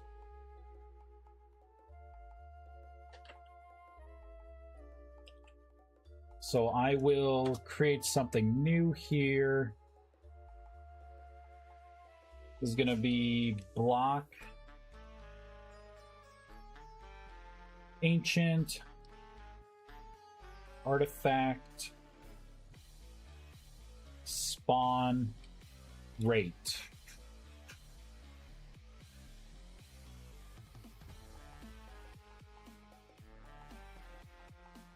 Here we go. Paste that in there. Then we'll come up to here. Do a public constant int. This equals 150 will be the default.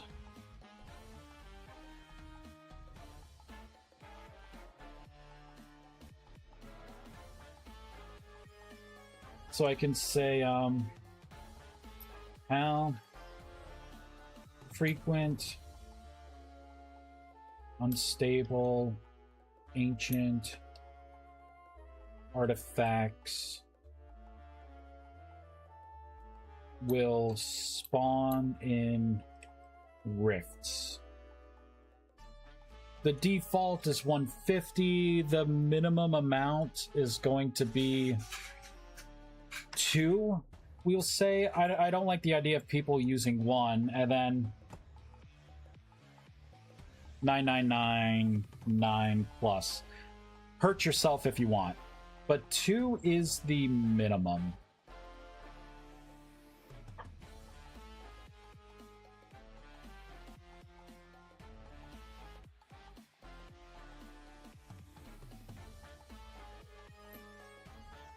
This is here. Let's add a little more information in here.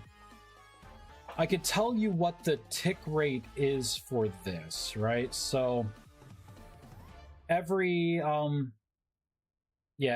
30 seconds this runs once.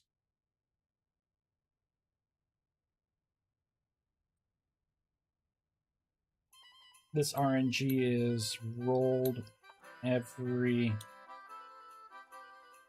30 seconds.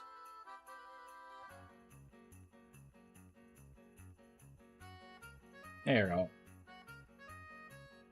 Is rolled once every 30 seconds. Does that sound good?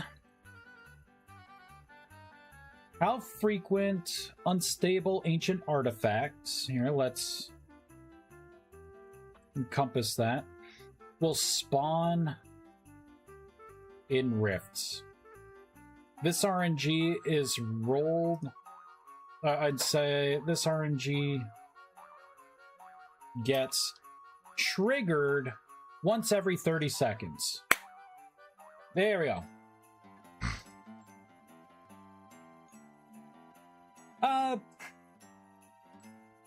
But don't you need the ancient artifacts for higher tiers? Maybe put a note in the config file with a warning.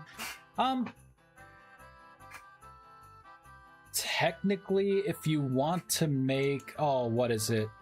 The resonance stuff, the glyphs, right? The talismans, right? The talisman of resonance. You do need some of the inert versions of this, but you don't have to have that, right, to get into tier 3. I don't think you need it for anything else. I don't know, maybe. I could be wrong.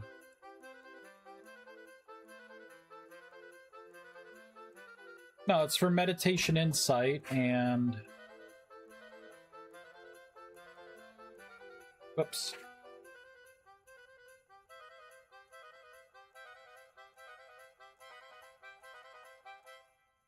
Yeah, I think it's just the some of the tier 3 to get like the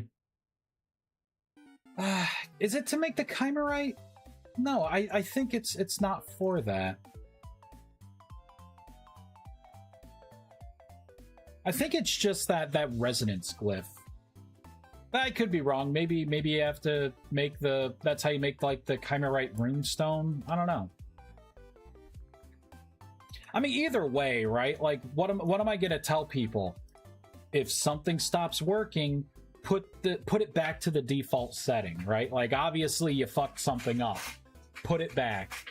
Like, it's not up to me to dictate to people how they want to do this config. If they want to screw, yeah. So it is a reagent for the tier 3 runestone.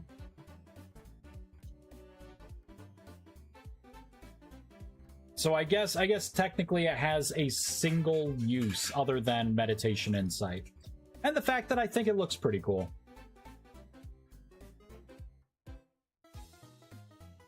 You need to cook them for ancient cores. Oh, okay, yeah, ancient cores too. That's right. So, moral of the story: don't set this to something that makes it to where you never see them again.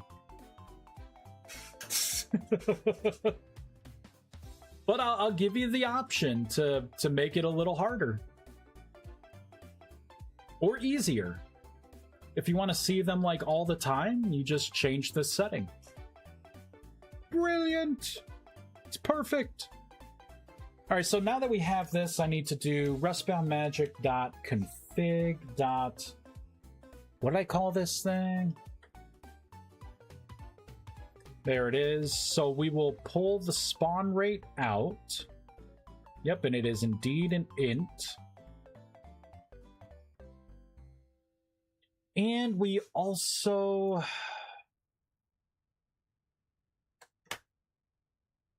find all. We got a couple more things we're going to have to do. Here, I'm going to move this over here because we need to send this information in the packet as well.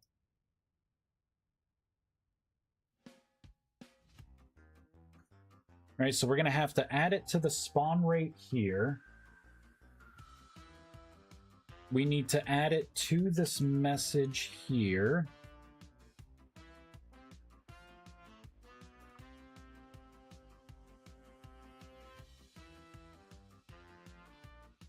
At that spawn rate. Paste that in.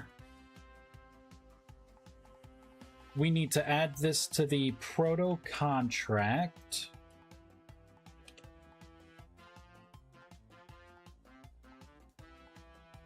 Cut, paste. There we go. Save that. Yeah, let's just shut down the game. There's more that needs to be done.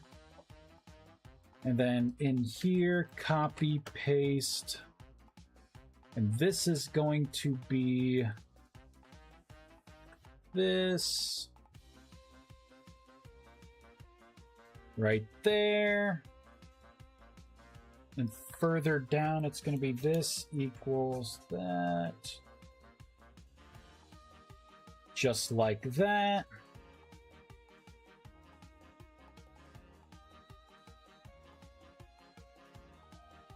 Right, so there's the spawn rate there.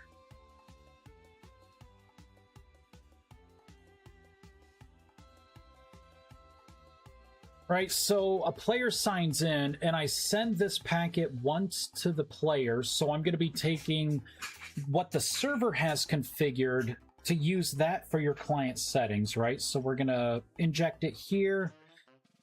That goes to this method here, which we added it in the same position. And then here it's in the same position. We're just kind of passing the value through into the packet. In the proto contract packet, we have this as an int for the block ancient artifact spawn rate. And then in the message, we also add it, and this is synchronizing the settings. So it's just saying from the server, make sure the client has the spawn rate, and that is everything we need. Save. There you go. You guys got the config now. Build. And we will do a quick test.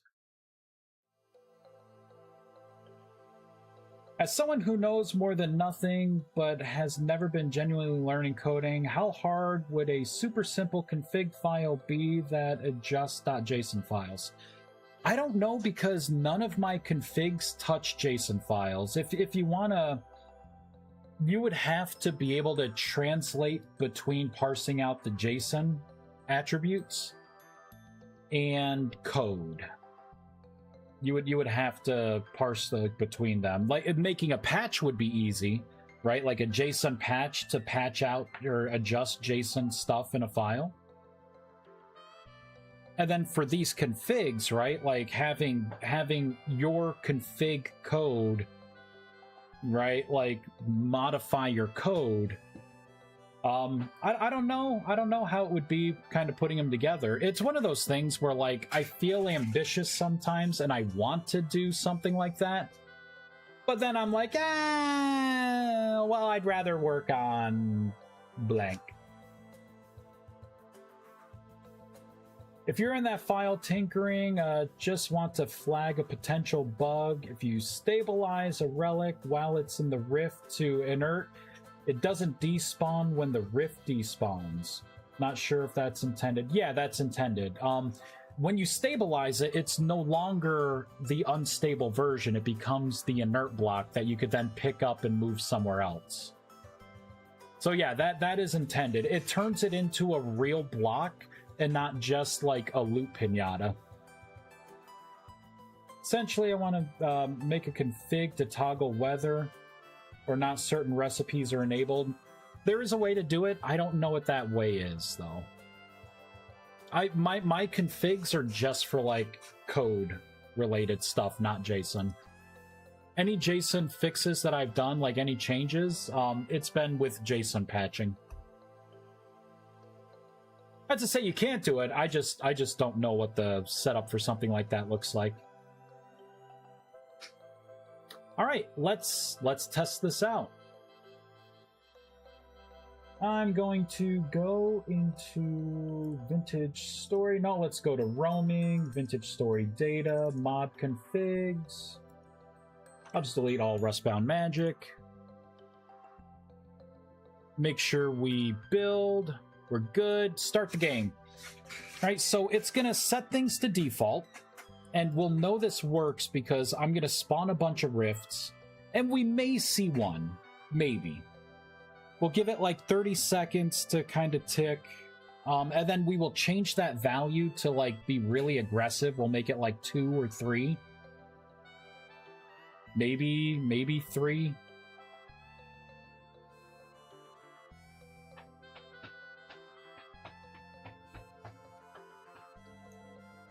And then we should see them pop up like immediately. So default settings.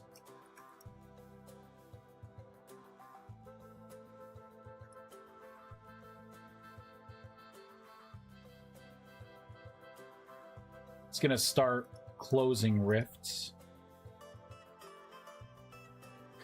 Do do do do do do do do do. So we gotta wait like the 30 seconds because it takes 30 seconds to even run this. My temporal stability!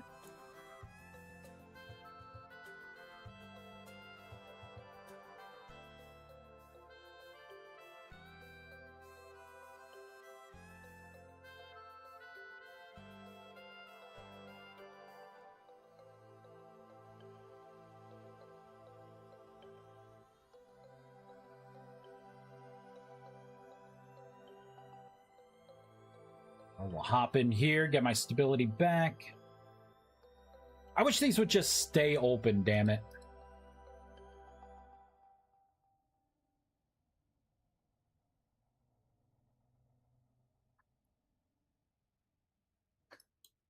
There we go, there's one. Right, so obviously this isn't, you know, this isn't really a lot. Let's change that config option.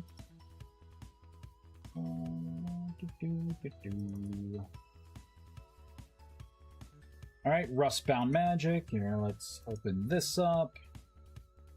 And we are looking for... Here, the ancient spawn rate. Let's just make it like 4.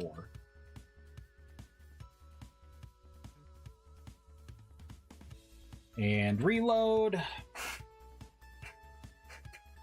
Damn, I've had a singular set of complaints with my mod, and it's in the inclusion of molds in a mod that has no reason to have molds despite it being solely a metal mod. Oh, boy.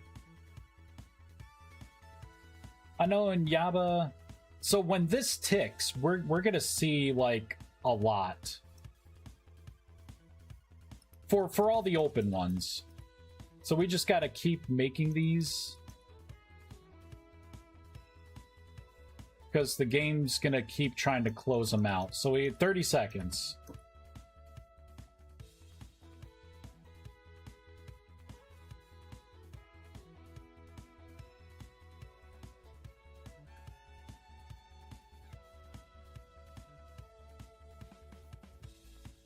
Damn it.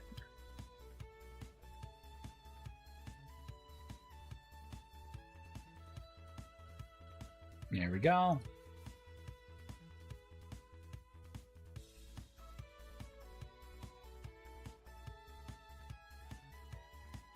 Come on. My stability is trashed.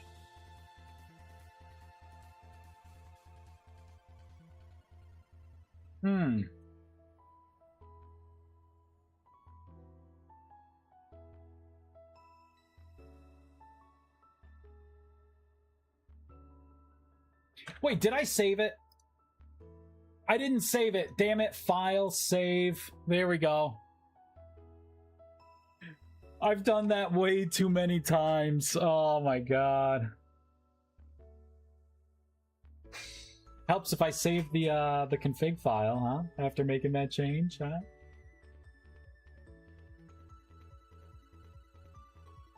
I was unfamiliar with your mod. I checked it out. You also add a plate mold and a bulk plate mold through your bulk plate mold uses 5 while mine makes 4.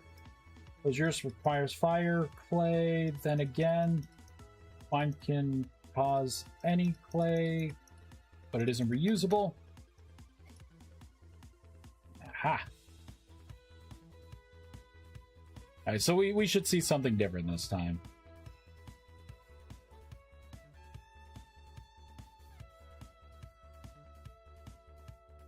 There we go. Look at that pulse. Boop.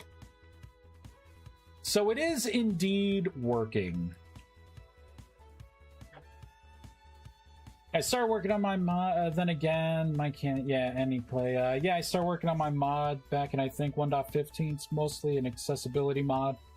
Need to modify some stuff in it now that fire clay is more annoying to get. Yeah, I had to make that transition too. Red clay is everywhere.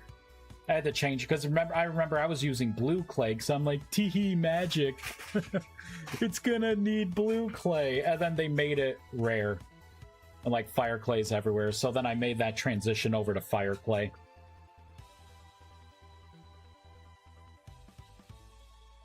Need to modify some. Oh yeah, yeah. Fire clay is easy. Hey, man, away.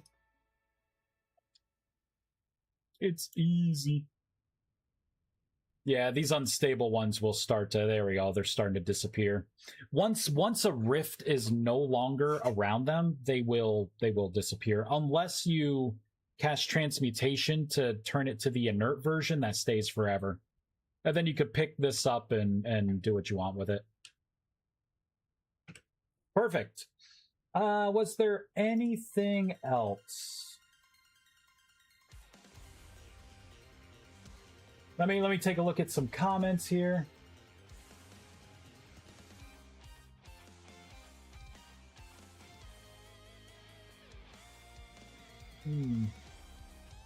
Let's see. Someone says, how come we can transmute torches to a lit state but cannot transmute a fire pit to a lit state?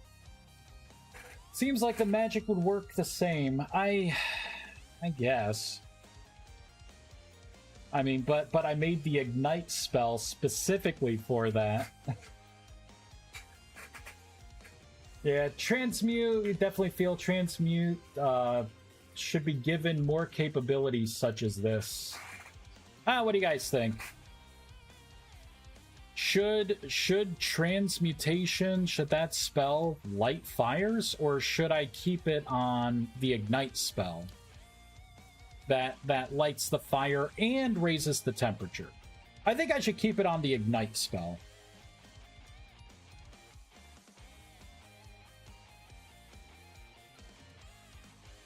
I mean, the ignite spell is specifically for lighting fires. Yeah, I think what they, you know, like torches, like burnt out torches. See, I guess that's the thing, right? They're talking about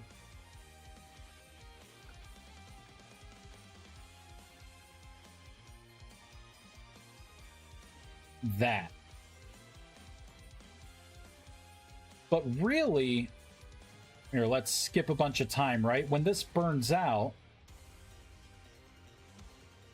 this is really what I envision transmutation doing, right? It resets, you know, that brittle thing back, right? It rewinds time. The fact that it also lights something, right, from like an extinguished torch, maybe it shouldn't do that. Should I stop it from doing that, or does it really not matter and you just kind of light the torch with magic? Or maybe you can only light these with, but is that going to be too annoying for people? You know, now I have to explain that I made this change that's been the same way since the mod's inception, right? Transmutation was like my first spell ever made. It was just changing state, then no, because they need ignition. It would be precious, good torches, but not on fire. Yeah, keep it as it is. Keep it on ignite for sure. I like that transmutation, or yeah, transmute works on torches. Alright, I'll leave it then. Turning a torch into a lit torch is different from ignition in a fireplace. Yeah, fire pits track heat. Yeah, alright, that's fair. I'm just reading some of the comments. Could we have the items that tablets craft show up in the handbook entry for tablets and vice versa? Can we have the items that tablets craft show up in the handbook entry for tablets and vice versa? So they are referring to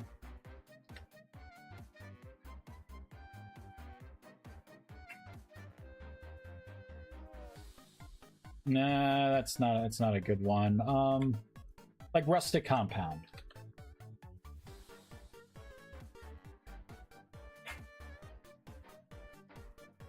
So when you click on this, I tell you,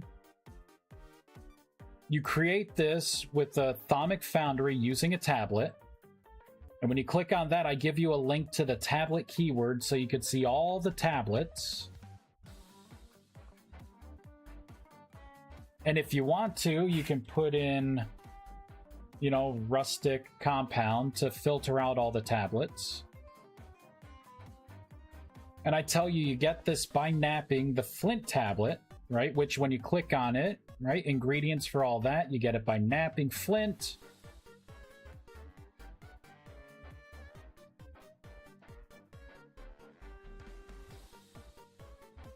I don't know what they're referring to. Like, so the tablets for the Chalix listing yeah, right? Like, are they just looking for a specific, right? Like for Chalix, they want maybe instead of the list of tablets for the Chalix to bring you right to, well, the Chalix, which is at the, you know what I mean? Like, then you click on this, and then they want something back where, yeah, the result is a Chalix with a link going back to the Chalix. I mean, at that point, you know, just, you know, you could take your pick. I don't know.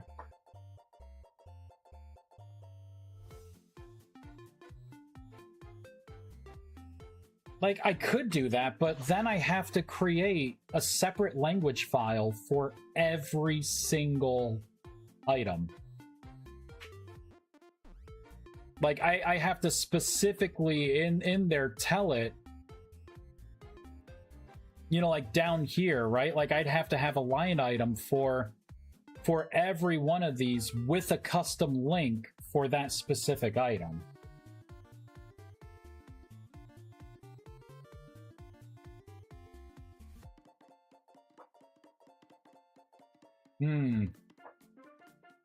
I don't know.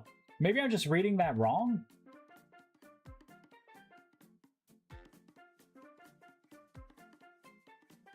I was also thinking that was something I wanted while trying to trace through how to get where I wanted to go.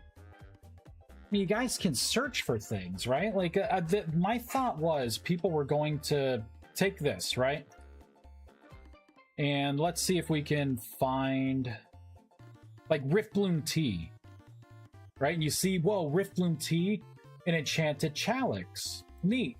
Let me click on that, right? So I got the Chalix, and it gives me the tablet, and it gives me everything I need. So if I accidentally click on this and I read, oh, created by the Thaumic Foundry, what's that? That's the Thaumic Foundry. That's how I make it. All about synthesis, right? And then I go back and I'm, using a tablet. So then I click on that tablet, right? And then it brings me to all the tablets. Or I could just go back to what got me there originally and be like, oh yeah, so that's the tablet there, right? So I'm going to need netherite, right? By napping this. And I get this by processing enchanted stone in the arclight furnace. What's that, right? So I don't know why it would be confusing, right? Like, I assume people know how to search the survival handbook. Maybe they don't know how. I mean, maybe that's it. I don't know. That's a weird one. I don't know. I don't know how to improve that.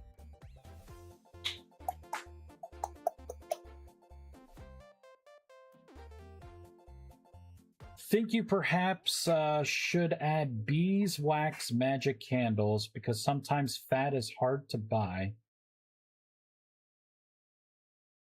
Like, make wax and fat interchangeable for my mage candles?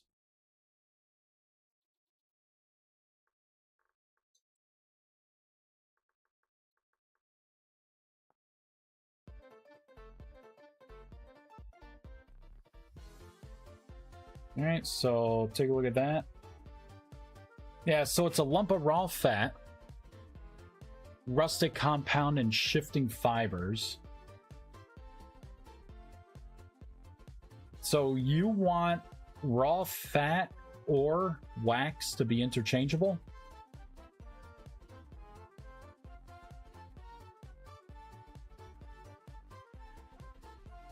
I didn't think it was that hard to get a hold of the raw fat. I mean, you get that pretty quick. That's like easy. I have a lot of raw fat before I even get bees. True, fat in the first winter can be rough, especially now that it spoils if it isn't rendered. Oh, they changed it?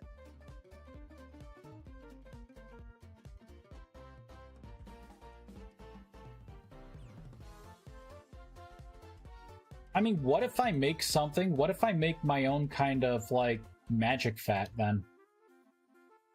Where it doesn't spoil, right? You throw rusty dust with a fat, and it turns into, like, a non-spoiling fat. Could do that. Also, making the candles able to use rendered fat would be nice, since most things use rendered fat now. So this is the problem with doing something like that. These recipes are static. That means that in order for me to do something where I'm using a wild card, it's an enormous amount of effort. It's an enormous amount of effort. So when we pull up your mage candle, right? You put this in. It's a registered recipe. There we go. Right? Oh, wrong one. There we go. That one. Right? So that right there is specifically looking for a singular item code. That's what it's doing. It's really hard to expand on this, right? Because that's not this does it in like a sequential thing. So this is slot ingredient 1 that it's looking for. And it's verifying the item that it gets based on that item code, right? So the whole code, the domain and the path put together. And I do a check to make sure it's a valid item so you don't get weird crashes when someone forgets to, you know, have the mod on the client and it's running on the server. It doesn't wipe them out. So I can change this, especially since they changed fat. I can use this as an opportunity to create a new item called magic wax or something, right? Mana infused wax. Like maybe this could be something through meditation insight, right? It takes like one or 5 mana, you know, like meditating and holding a lump of fat to turn it into like magic fat or magic wax or however I want to do that. And then that would be the basic item to use.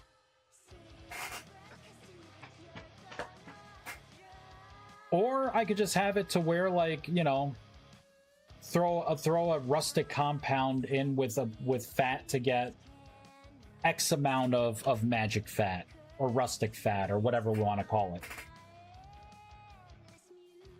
Yeah, there's rendered fat in the base game that doesn't spoil.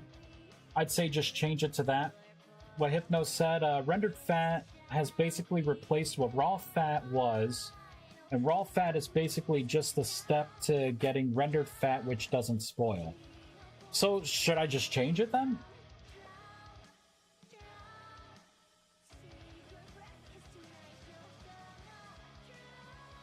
Change it to rendered fat? I could do that. That's easy. I could do that right now. Couldn't you set the first ingredient for this one to a regex entry, rendered fat or beeswax? I can do it, but it's going to take more effort than me going into the string line item for this recipe and changing it there, right? A simple line, right? It's basically going from fat and then just adding the dash rendered to that item.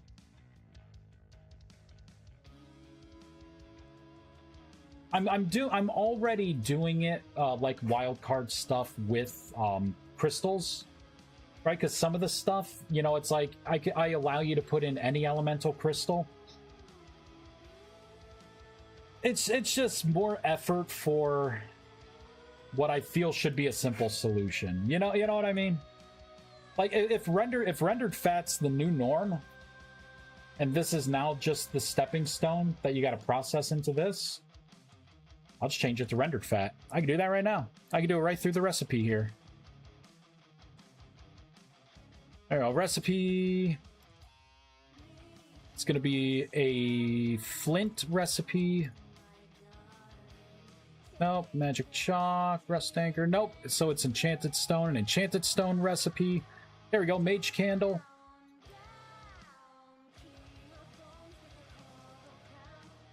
Done. Boop. Using regex through would be fine. More future vice friendly though. Yeah, maybe. But I don't want to modify what I already have, right? For something where, like, if render fat's the new thing, then I'm just gonna change it to rendered fat. Done. There we go.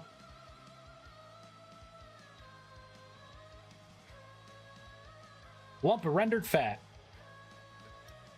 Make sure it reflects here. Yep, lump of rendered fat. Let's put this in. Let's pull up rendered fat. Oh, I never charged it, damn it. And of course it went over the cliff. Let's just get another rendered fat. There we go. I just want to make sure it absorbs it. There we go. So it recognizes it. You could also make a second nappable tablet for the alternate wax candle, maybe. I could do that. I could make another one. Maybe that yields more. Is wax?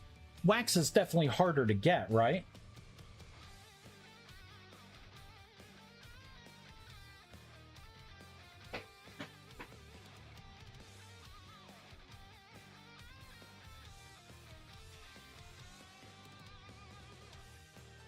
Right? Am I correct in thinking that wax is a more rare resource than rendered fat? We can set up skeps and a whole bee farm for wax now.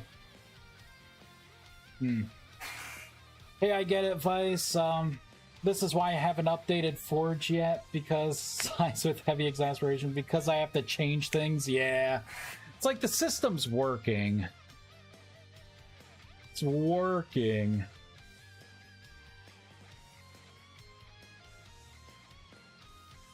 You can also keep pigs for livestock for the fat, so it's pretty much the same, but I think the ability to choose will help in the long run. Well, I was hoping that one was more rare than the other, so that when you see, you know, like the mage recipe,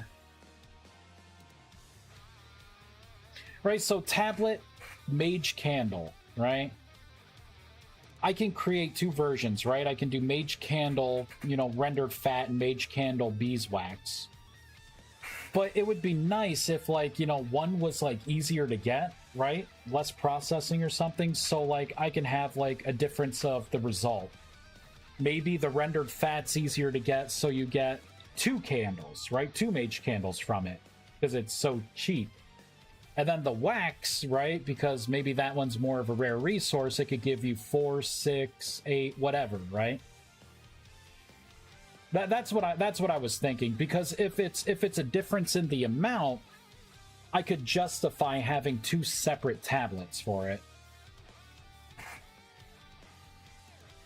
But if they're pretty much the same, yeah, pretty much the same, just a different approach. Do I add the wild card in? Have it say beeswax or beeswax or rendered fat?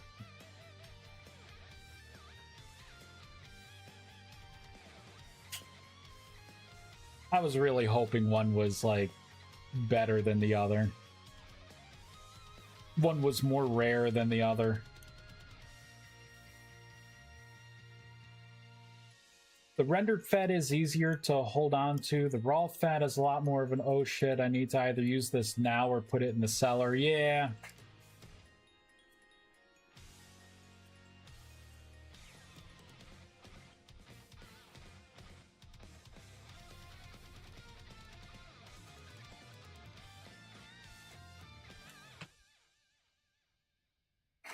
Hmm.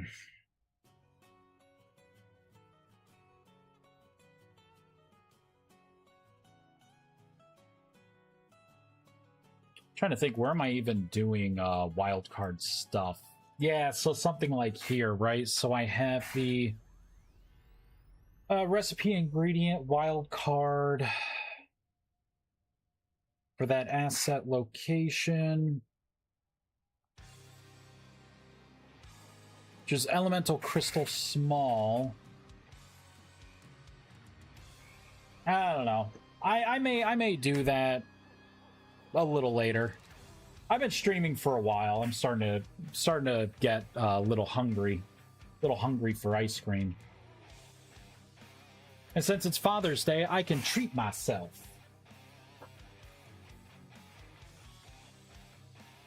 If you don't want to do 2 separate tablets, you could create a mage wax recipe. Would be meditate with rendered fat or beeswax. Yeah, we had mentioned that. Yeah. Yeah, it could cost, you know, what, 5 mana to convert, you know, the beeswax or the rendered fat into that new thing. You know, magic wax or whatever. That's another approach too. And then I would just have this recipe be, you know, the magic wax, whatever we call it. May actually just end up being magic wax. Doesn't sound too bad. Not too shabby. I'd say between wax and fat, it's easier to set up a farm to produce fat or go hunting. Yeah, I mean, what do you guys think?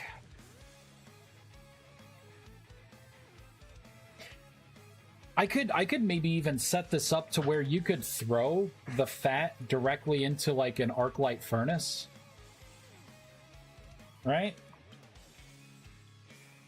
I mean, there's a lot of... This mod definitely has a lot of things that we can like make use of to make like this magic wax or magic fat.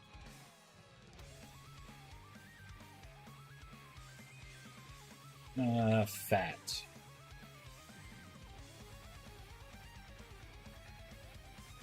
Right, because you could link this up to essence stuff and like throw a bunch of these in. And I can create a recipe where it just uses like a touch of essence, right, to convert it into whatever the new thing is.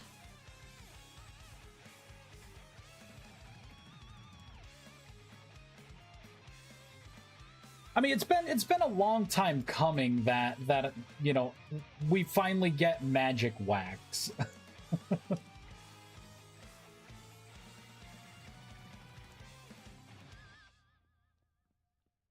I guess really, what should the resource cost be, right? Should it be mana based? It would I think it'd feel better if it was essence based, because you're generating that anyways. And having another use for essence wouldn't be too bad. And I think if we think about this logically, let me trace through some stuff here.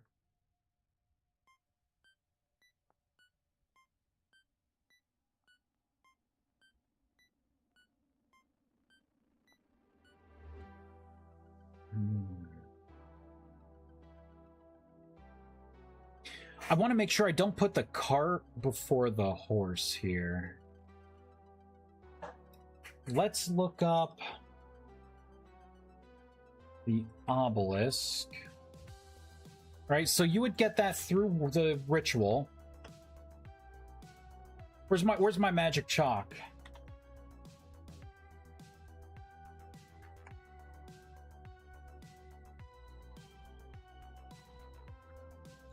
Good. So there is no requirement for the mage candles. Good.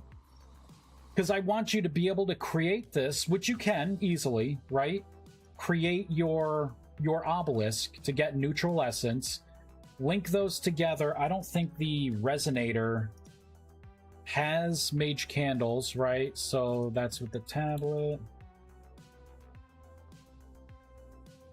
Right, so again, right, primordial fragment, a stick, and a small rust crystal. None of that stuff has anything to do with a mage candle. Yeah, so we could totally just have a recipe here. Throw fat into here, or rendered fat, or beeswax. Now what should the final product be? Is it weird that fat turns into beeswax, and beeswax, or wax turns into fat, fat turns like? Is that weird?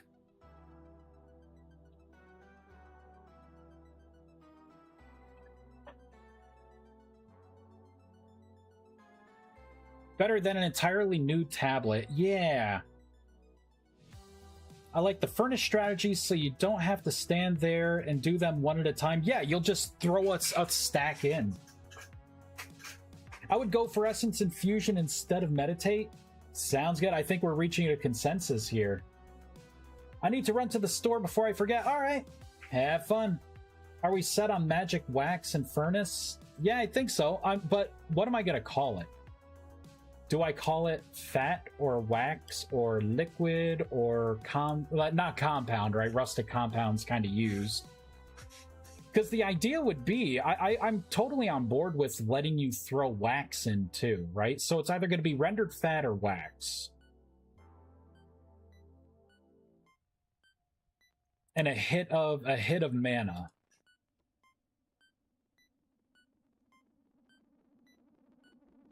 Here, let's throw this over here so I don't get rust sickness. Let's get a resonator.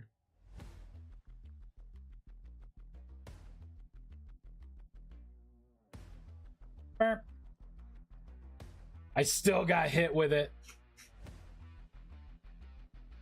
There we go. All right, so I could totally make a recipe here.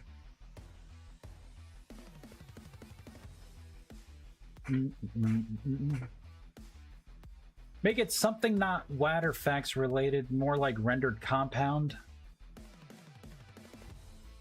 Well, then you make a candle from fat, you really render it down to a wax. So maybe wax is wax a good like magic wax? Or maybe not magic wax, maybe it could be essence wax. A little essence wax, since you make it with essence. Or magic wax. I kind of like the sound of magic wax. I don't use the term magic a lot in items in this magic mod.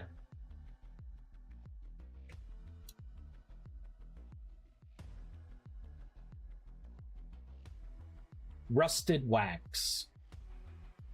Oh, we gotta consider the color as well, right? So mage candles are kind of pink in color. And the reason why I made them pink in color is because I've had too much blue. I wanted something different. There's a lot of blue in this mod.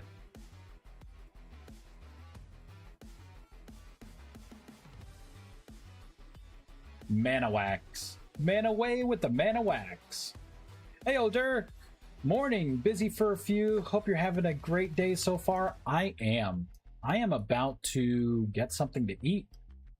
This is the way. Mana wax sounds good. Mana wax? But wouldn't mana wax, like, I don't think that's too good.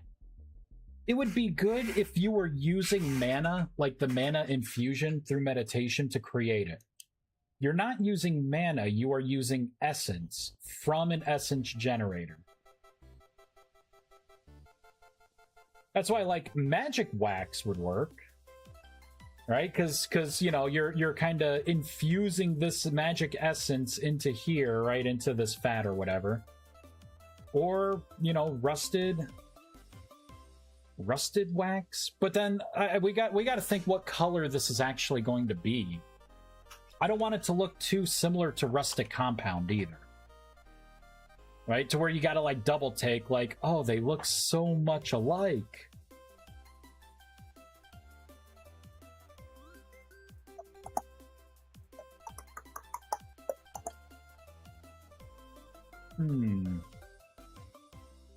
Although this uses rustic compound already. So maybe I can keep... Maybe the color doesn't matter for this. I could maybe make it blue tinted.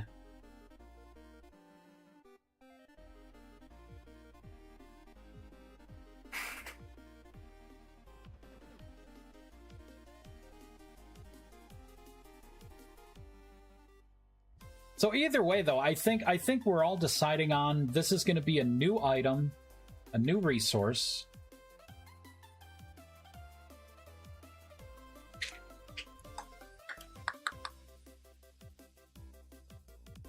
Now, I'm going to play devil's advocate here. To make these candles, you are going to use the lump of rendered fat now, a rustic compound, and 4 shifting fibers.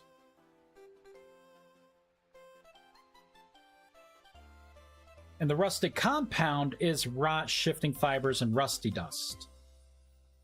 At what point would you just make mage candles out of rustic compounds and not even need the fat or the wax? Or this new item that we are creating now that is going to have one singular purpose, unless we go back through all the other recipes and maybe swap out, you know, the rustic compound maybe with this fat. You know what I mean? Like, would it make sense to kind of, you know what I mean? Like, I guess my question to everyone here is, does it feel like you're using rustic compound, and I know this is a loaded question, a lot, as in every recipe needs rustic compound? Would it help kind of break up the feeling of I need infinite amount of rustic compound if I kind of cycled out the rustic compound requirements for some of the stuff, maybe half the stuff, right? And have it to where it needs this new kind of fat that we're making, right? This magic wax.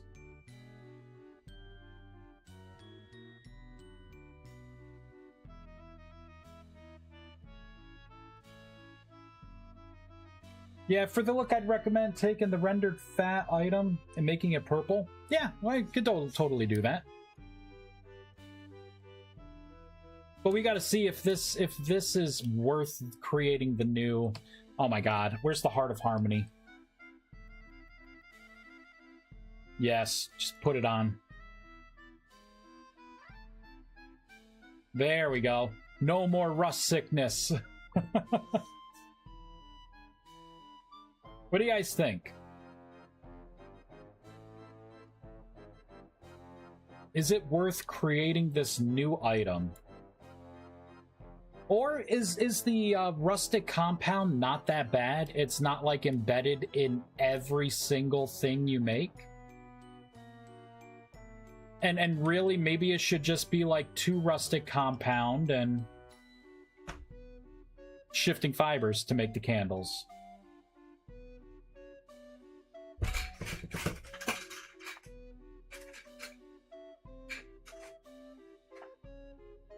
What do you guys think?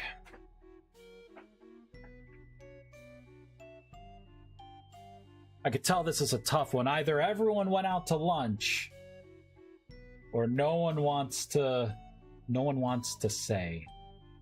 Because I mean, let's kind of spot check things, right? Astrolith. So we got 2 rustic compounds. 2 rustic compounds. Rustic compound. Nothing. Rustic compound. Nothing. Nothing. Nothing. Nothing. Nothing. Nothing. Nothing. Nothing. So there were like 4 things here that took rustic compound out of a lot. Chimerite, right? So rustic compound, nothing. Rustic compound, so that's 3. Nothing. Nothing. Nothing. Nothing. So 3 of these take rustic compound. So that's 1, 2, 3. Nothing. 4.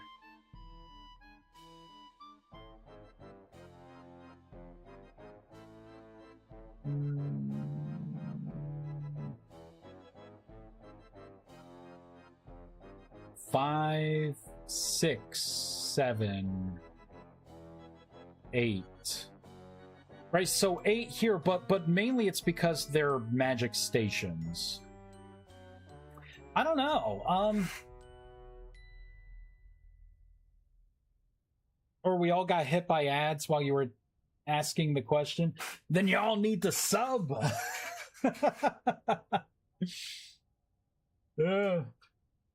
For the rustic compound thing, I think I'd just rather have a better way to mass produce compound. The foundry recipe is a little slow for how much you need. Really? Ah, coming in with the prime. Hey, thanks, Husky. Now you will never have, well, until your prime runs out, right? You'll never have to worry about those pesky ads. Bluff called. Try throwing a ton of resources on the foundries all at once, then cast transmutation over and over. It will pull anything in it in that area. Yeah, that's the other thing you can do. You could totally set these up for mass production. And you just hold Q, right? You know, some people are like, you know, I press Q frequently. It's like, well, if you hold it, you just kind of regurgitate all of it out, right? Like, just like 3 seconds and a whole stack of 64 is just like sitting there ready. And then at that point, it is like, how fast can you spam cast transmutation? You know, to fill it up. Right, and if you had everything on here, it would just be pulling everything in right away and making everything in batches.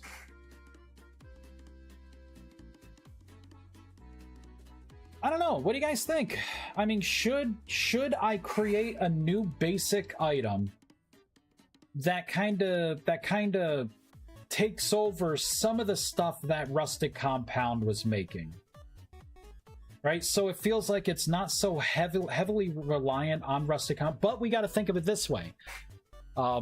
This new thing that I don't want to make a new item that has one single use, right? It's one hop away and it's only used for mage candles, and you know, other than that, it has no other purpose other than to be processed into this one particular item.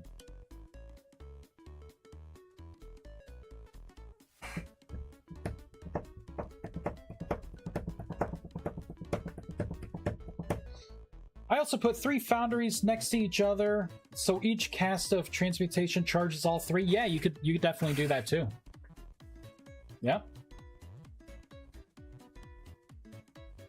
So guys, is it worth having this item? Or should this recipe just be rustic compounds and shifting fibers? Taking fat out of the candles and just using rustic compounds sounds like a good future-proof solution. Yeah. You like the new item? Okay. Maybe I should make this a poll on the Discord. Maybe I should do that. It would probably be better to do that. That way, you know, everyone has, and maybe people can have like a conversation about it. Maybe that's what I'll do. I'm going to create a poll on my Discord. Here we go. Plus sign. Create poll. Let's have this run like 3 days. So, all right. So how am I gonna say this here? How am I gonna say this?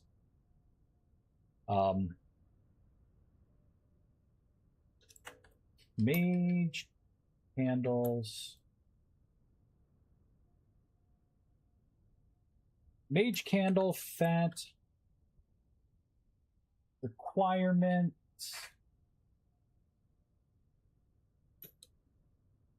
Isn't great now.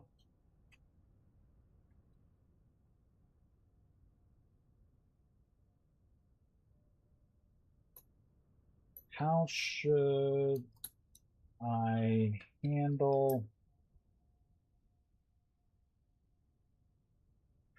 fat/wax in magic recipes? Right? So first one is change mage candle tablet recipe to use just rendered fat.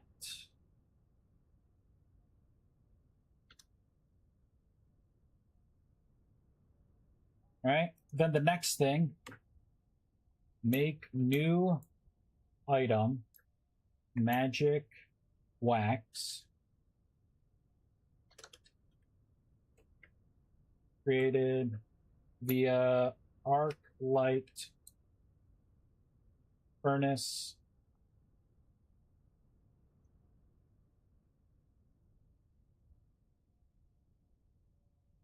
and then another answer. This will be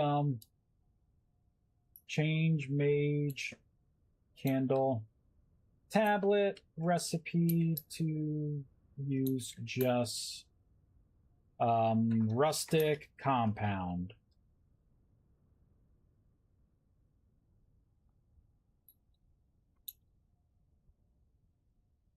There we go. Done. The poll is in. Let's pin it. Let's see. Pin. There we go. I shall let the people decide because my butt is falling asleep and I am hungry. I'm gonna grab one of the pork chops that I made before and I'm gonna eat it like a dog over the sink, like an animal. I'm gonna rip right into it.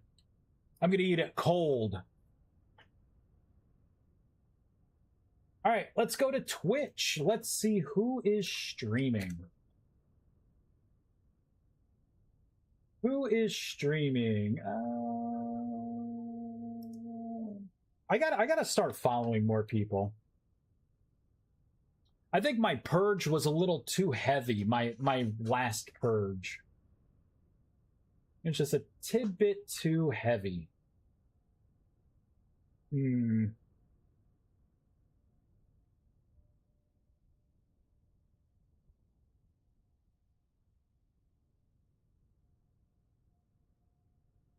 I want to throw it to someone new.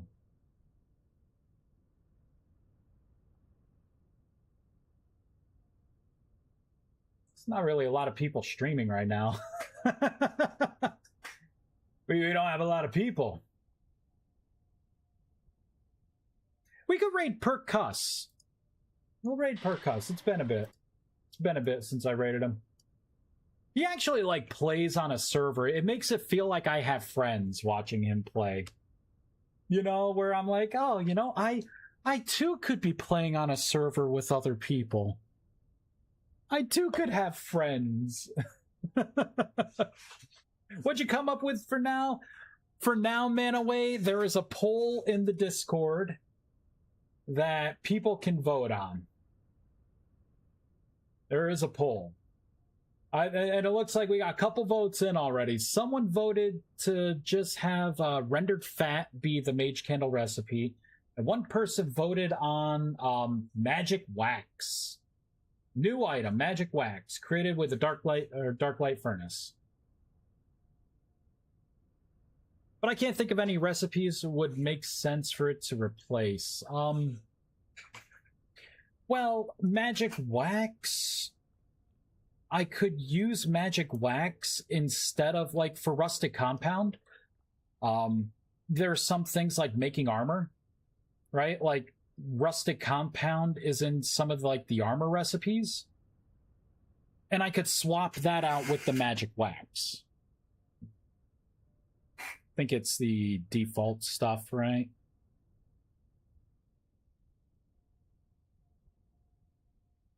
Oh, maybe. So it's not armor. Is it the... Okay, so like the staff.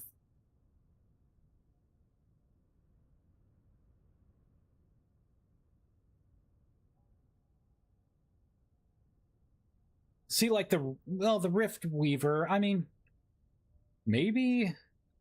I'm kind of looking at it here. Maybe Rustic Compound is not egregious as I thought it was.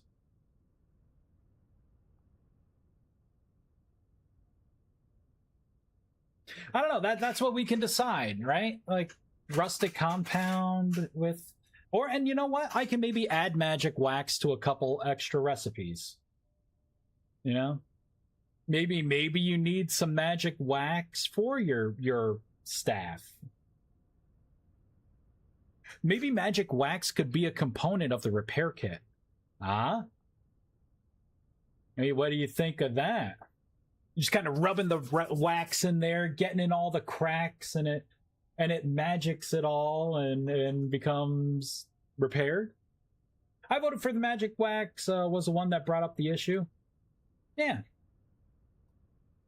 I shall respect the vote, the outcome.